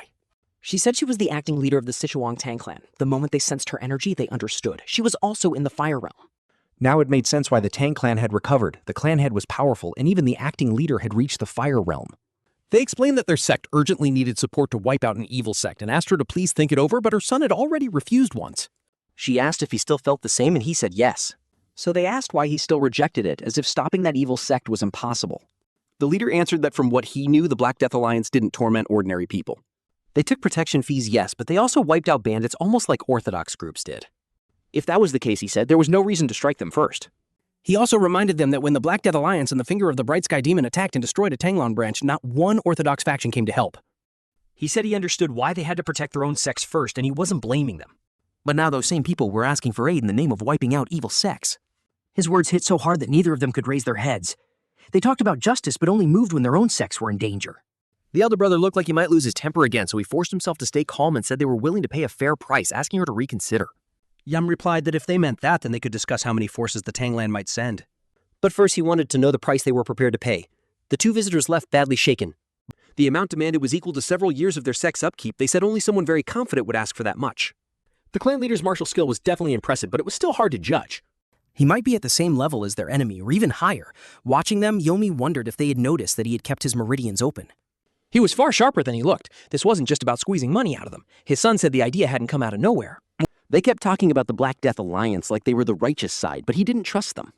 Still, it was true that order had held after the major factions fell, and that was because of one man, Yugil-jun. He knew the alliance was only called evil because it didn't belong to the Orthodox side. But if things shifted even a little, they could crush rivals, plant spies, and bring down other clans, or invade them. That peace was only temporary. If Yugil-jun disappeared, the evil factions would break loose. His mother agreed. It really was a chance to cut the problem off at the root, then asked what he planned to do. He said it was simple. Keep them from moving north. Instead of stopping them from the outside, he would throw them into chaos from within so they couldn't move at all. The idea made sense, but she asked how he planned to reach them. He explained that they had recently sent an invitation. His mother was stunned. They had invited them to a gathering in Sichuan. Unlike before, this gathering would be a tournament for young masters from the evil factions. If his guess was right, they wouldn't give up their evil plans, and that would be when he wiped them out. When Yanjiang reached the Tang clan, she had already decided she must not offend the leader. The future of the main family rested on her. The young woman told him not to worry. The Tanglan leader was an exceptional man, and she was sure she could win him over. Aijin was talking with Master Thiel, who had brought food and medicine. The 2 Orthodox guests asked the young men to come inside. I asked whether his internal injuries were getting better. Brightening up, he said his grandfather's medicine had worked extremely well. At first, he'd been scared to drink it because it was made with poisonous herbs and plants. But once he took it, his internal injuries improved fast. At this pace, he said he would soon be able to return to his sect. He then mentioned that it had been noisy outside all day and asked if something was going on. They said it was probably because Jagal had returned. That surprised both visitors, since the Tanglan and the Jagal clan had long been close. This time they had agreed to build a defensive formation in the outer grounds. Yangso had heard the 2 clans were friendly. But a formation like that had to cost a lot, so one of them asked whether the Tang clan was paying for it, and the young man said no. The Jagal clan was covering everything. According to the clan leader, the Jiggle clan had been very cooperative. The two visitors guessed the patrol must have found some weakness. At the same time, Jiggle and his niece were on their way to see the clan leader, and he was giving her final instructions. She told him not to worry. She knew herself well, and no man could resist her beauty. Her uncle agreed. She really did resemble her mother, once known as a great beauty in Hubei. The young woman said winning over a young man wouldn't be hard. Jiggle then remembered how more than 10 years ago the Bright Sky Demon Lord attacked their clan and targeted his sister. Her sacrifice had barely saved the main family, but after the shame of being used for one night, she eventually took her own life. Jiggle swore he would not let that kind of tragedy hit the family again. If his niece could form a deep bond with the Tang clan leader, their bloodline could survive. He was placing the family's future on her shoulders. At the door, they were welcomed and told the young leader had been a huge help with the clan's formation during the competition. 𝗙𝘂𝗹𝗹 was stunned when he saw the acting clan leader. Now she was overseeing a defensive formation across the outer grounds. And as acting leader, she said she was truly thankful. Seeing her, he thought she looked like the clan leader's mother. Same noble blood, same grace. He was so distracted by her presence that he completely lost his train of thought. He quickly apologized for not greeting her sooner, but she brushed it off since he hadn't been there when she took over. She told him the trip must have worn him out and urged him to rest before starting work. Then she turned to the young woman beside him, who introduced herself as his niece and said she came to help bring the two clans closer. When her uncle told her to greet the clan leader, she just stared at him, struck by how handsome he was. After realizing she'd been staring too long, she hurried to introduce herself properly. She greeted them both, apologized for the late introduction, and sincerely congratulated the acting clan leader. The acting leader found her very polite and said she was beautiful, so beautiful that plenty of boys would be heartbroken over her in a few years. She bowed to the girl, replied that the acting leader was still very beautiful too, and at first she had thought she was the clan leader's sister. To her, she seemed like a lovely and kind mother, which explained why the leader was so remarkable. The acting leader smiled and said that since she was the same age as her son, she hoped the two would get closer during her stay. The girl said she'd like that, especially since her older brother in the main family never showed her any affection. Then she let a small tear fall, hoping to get a reaction. Instead, she looked over and saw the leader yawning in boredom. Uncle and niece realized her sad little story hadn't moved him at all. Yuyang found that strange. Boys usually tripped over themselves for her, but his mind was clearly somewhere else. After being ignored, uncle and niece felt they had failed. For the first time, the girl felt humiliated because he barely even noticed her. Then his mother pinched his cheeks and told him to greet the young lady properly. The moment she looked at him, she was sure she'd make him notice her yet. Elsewhere in Sishan, inside Black Death Alliance territory, rumors about the Tang clan leader were spreading fast. People said he would attend the gathering, and after everything he'd done, the other factions wouldn't stay quiet. In the hall preparing for the gathering, the first page listed the needed budget and the second named the factions and clans taking part. The Demon Lord felt the report was good enough to present. Yixuan spoke like she was only doing her job for the leader. Everyone found it funny since it seemed he'd been leaving the work behind more often than expected. Right in the middle of the meeting, a child walked in and announced that she wanted to attend the Sichuan gathering this time. She leaped onto her uncle, who asked what changed after she had called it too troublesome before. She said she'd heard the Tang clan leader would be there, and that was why she wanted to go. All the girls in Chengdu were supposedly crazy about him, so just how handsome could he be? She decided that if the rumors were true, she'd make him her husband. Her uncle told her to quit saying things like that before her father heard. Still, he said she could go see for herself because even if he refused, she'd probably go anyway. After all, who could stop the daughter of the Black Death Alliance leader? 𝗙𝘂𝗹𝗹 brushed her sister's hair and admired how pretty it looked. She said it was hard to believe her sister had been bedridden for so long, then she brought up how obvious Yumian had been the last time he visited. She asked what her sister thought of the clan leader, and just hearing his name made her blush. 𝗙𝘂𝗹𝗹 couldn't help laughing. His name alone made her breathing shaky. Even so, she still worried whether her sister was truly well enough.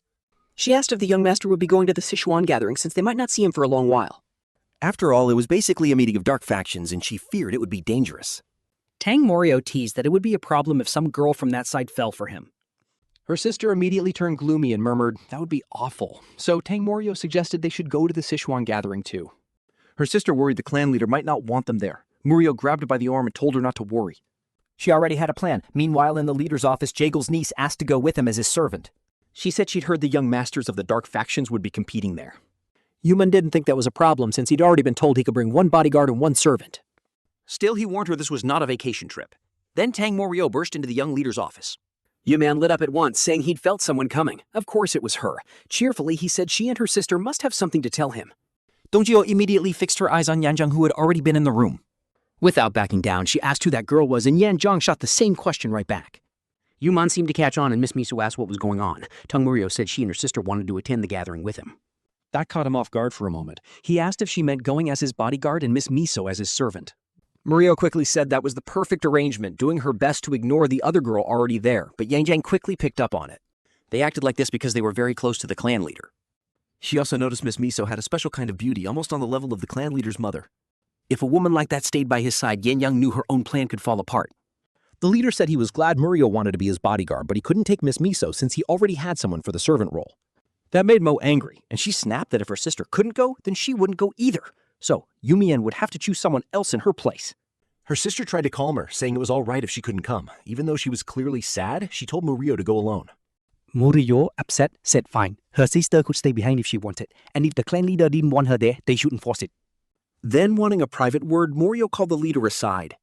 She asked why he was being so insensitive when he knew her sister was there listening. Her sister wanted to go, so why stop her? Especially when he had feelings for her. To Manhwa, he was pushing away the chance right in front of him. He answered that this wasn't a pleasure trip. It could turn into a battlefield. No one knew what would happen when they clashed with the Dark Faction's young masters, and he didn't want her sister in danger. He might not be able to protect her from if something happened. Who would take the blame? They might even run into the Black Death Alliance leader deeper in that territory. And since her sister was still recovering and not fully strong, facing that kind of threat would be too hard. After hearing that, Tang Manhwa accepted why he chose someone else instead of her sister. Even so, she declared that if her sister couldn't go, then she wouldn't go either. 𝗙𝗂𝗹𝗹 was worn out from cramming so much work into such a short time. Then the young master startled him by asking why he was just standing around. 𝗙𝗂𝗹𝗹 quickly said the defensive formation was done, and he was only fixing the last details. Yum said he'd handle things right away and checked whether the formation had been set exactly as ordered. He saw that 𝗙𝗂𝗹 had built it around the poison hall through the medical wing and out to the general affairs office. 𝗙𝗂𝗹 insisted all the clan's important points were covered. He added that just as ordered, everything had been finished on time. Then asked if that deadline had really been enough. Yum put a hand on his shoulder and told him he clearly could do it when he tried. Now he just needed to finish the rest quickly. 𝗙𝗂𝗹 couldn't help thinking a simple thank you would have been nice. Yomi hoped the clan would stay protected, even if it came under attack while he was away. With that done, he figured only a few loose ends remained, so he called for one of the elders. Standing before Elder Tang Jarong, he said he'd heard the man was skilled with a sword, which was why he'd become an elder. Even the sword hilt he'd shown before had been beyond his reach. Frustrated, he admitted he knew the gap between them. With his current skill, he wasn't even close. That's why he wanted some guidance on how to use the sword. It wouldn't be free, of course. He offered a condition in return for obedience from now on. He added that chances like this didn't come often, so the elder should see it as pure luck and decide whether he was willing to change sides. Meanwhile, Huno and his brother were saying goodbye and thanking them for the hospitality. They also thanked the Tang clan for joining their cause, and on behalf of the Gordong sect expressed their gratitude. Sibak said their help had completely healed his internal injuries. The acting leader thanked him and said they were sending elders and warriors as well to help. Delighted, Sebak promised to send payment as soon as he returned to his sect. The acting leader said she hoped all would go well for them. She then thanked the clan leader, saying that without him, both master and disciple would have been in serious trouble. She added that his martial skill was far beyond his age and that he might soon surpass even her. But when she took his hand, she sensed something monstrous inside him. Hyono noticed her reaction at once and asked his older brother why his face looked so strange. His face went pale. After saying goodbye to everyone, he said they would head back to their sect. Still, he couldn't tell if he was imagining it or if the clan leader really gave off an overwhelming presence. The Tang clan's rise wasn't only because of the clan leader, but also the youngest young master. Remembering the clan motto, repay kindness twice and evil 10 times over, the leader said that since they had chosen to help, they had to think about everyone's fate. They agreed to fight with all they had and wished them luck in the coming battle. Agent gave Yuyang the poison case now filled with elixir. He asked why Yuyang always chose the same poison. Yuyang said it was the one he knew best and nothing else suited him like his own poison. Then he reminded him everyone was waiting. He didn't have to say it, but he still did. Come back alive. His spiritual guardian suddenly asked if he was really as young as he claimed. Yuyang understood why he was asking such a personal question. It wasn't an overstatement. He had already surpassed many seasoned warriors who had spent decades in the martial world. Even the sword art he used to win over the elder was far beyond the sword masters the guardian had seen with the invisible guests. Yuyang casually answered that if someone like the Black Death Alliance leader could exist, then someone like him could too. He told him to drop the pointless curiosity. He wasn't even a dragon. As they were getting ready to leave, Manhwa called out asking where Yuyang had gone. He quickly said he had gone to get poison from Egun. Then Manhwa asked who was standing with him. He introduced Zhang Gil, who would guide them to Chengdu and make sure the trip went smoothly. The young master said he was counting on him. After that, he said goodbye to his mother and told her he was already leaving. They gave their final farewells to the clan and prepared to depart. The interim leader told them not to be so formal. She told her son that whatever path he chose, the wind would follow it. She wanted to support him, but warned him not to push himself too hard. After all, he was the son of the poisonous phoenix. She believed he would do well. She prayed everyone would return safely, asked them to watch over the clan leader, and sent them off in peace. Sichuan was packed because of the gathering and the whole place felt like a festival. Yuyang and Manhwa were both surprised by how lively it was, and Manhwa said it looked different from before. She had visited a few times back when her father ran the merchant company, and Yuyang said he had heard about that. If the clan kept growing, they would need a merchant company for steady income. They couldn't keep relying on the elders' diverted funds in the medical wing forever. He told her that once everything was over, she should speak with her father about it. He intended to help restart the business. Near the sword forge, the owner was dozing off because no customers had come in. Annoyed, he muttered that business was slow again and hoped someone would finally show up. Then someone called out saying they hadn't heard any hammering and asking if the shop was even open. Yuyang stepped in and said he wanted to look at swords. The owner brightened at once, saying the young man looked familiar and happily offered to show him what he had. After checking them, Yuyang saw the swords were well made, the blades were in great shape, and the sharpness stood out.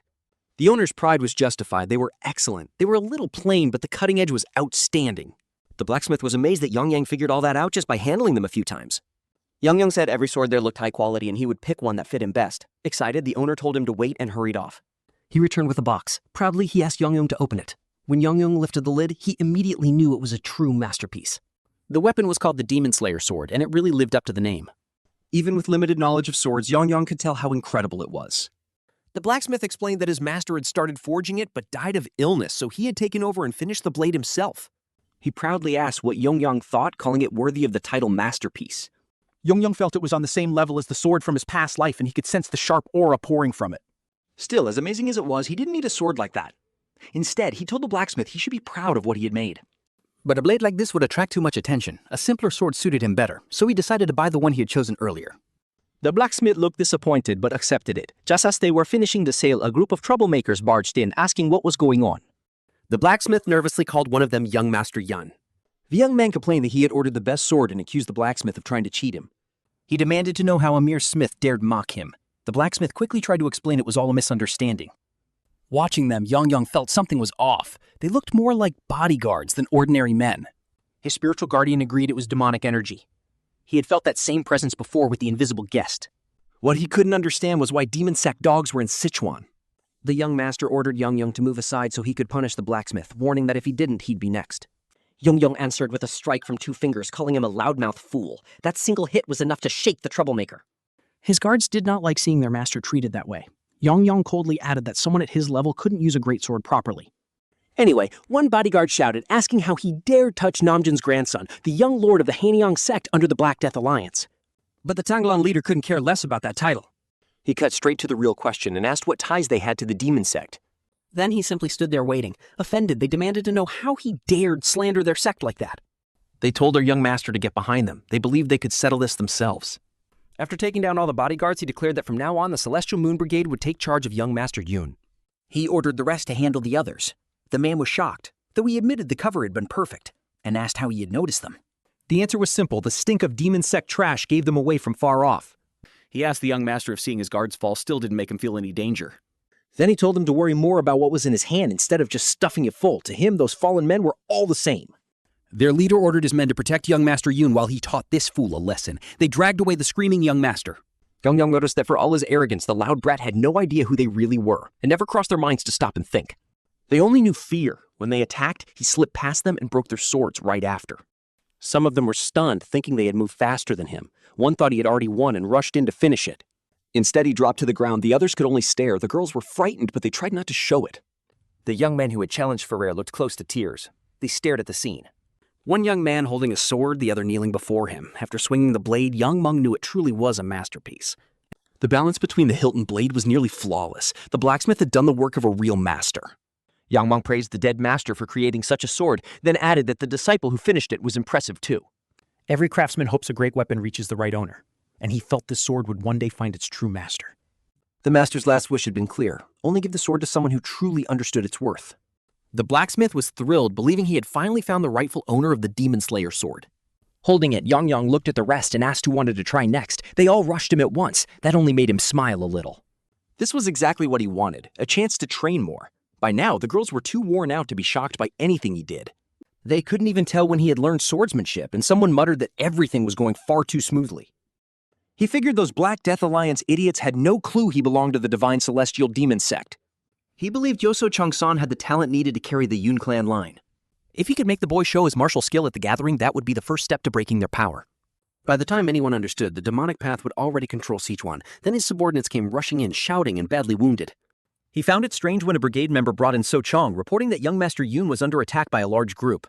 Back at the forge, young Meng was finishing off the last of them and nearly had the place cleared. Maria wondered who was going to deal with the aftermath. She asked if he was really calm about it when one of them had clearly run off for reinforcement.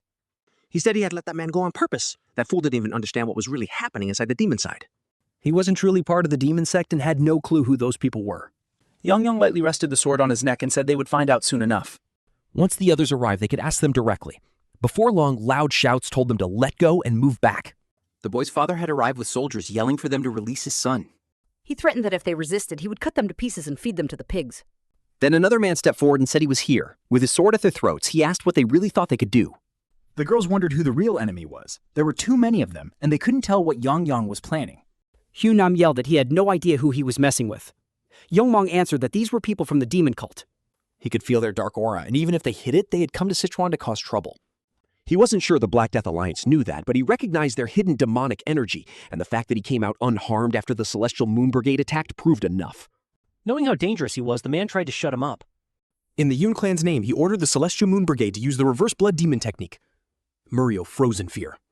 It was the same technique the Lord of the Bright Heaven Demon had used when he attacked the Tang clan.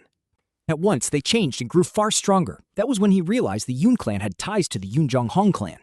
But he and Sonam only asked if he was done talking and ready to be wiped out. Yongmian said he had nothing personal against him. Still, his clan had been destroyed by them. Hearing that, Hai and Sanam laughed and bragged that his brother had ruined countless clans. Then he demanded to know where Yongyan came from so he could wipe out his whole clan too. Jiggle's knees trembled.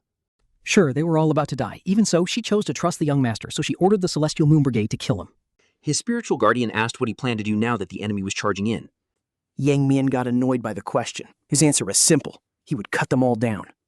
He set his sword and struck back, staining the ground with blood. Hai and Sonam had thought beating one man would be easy.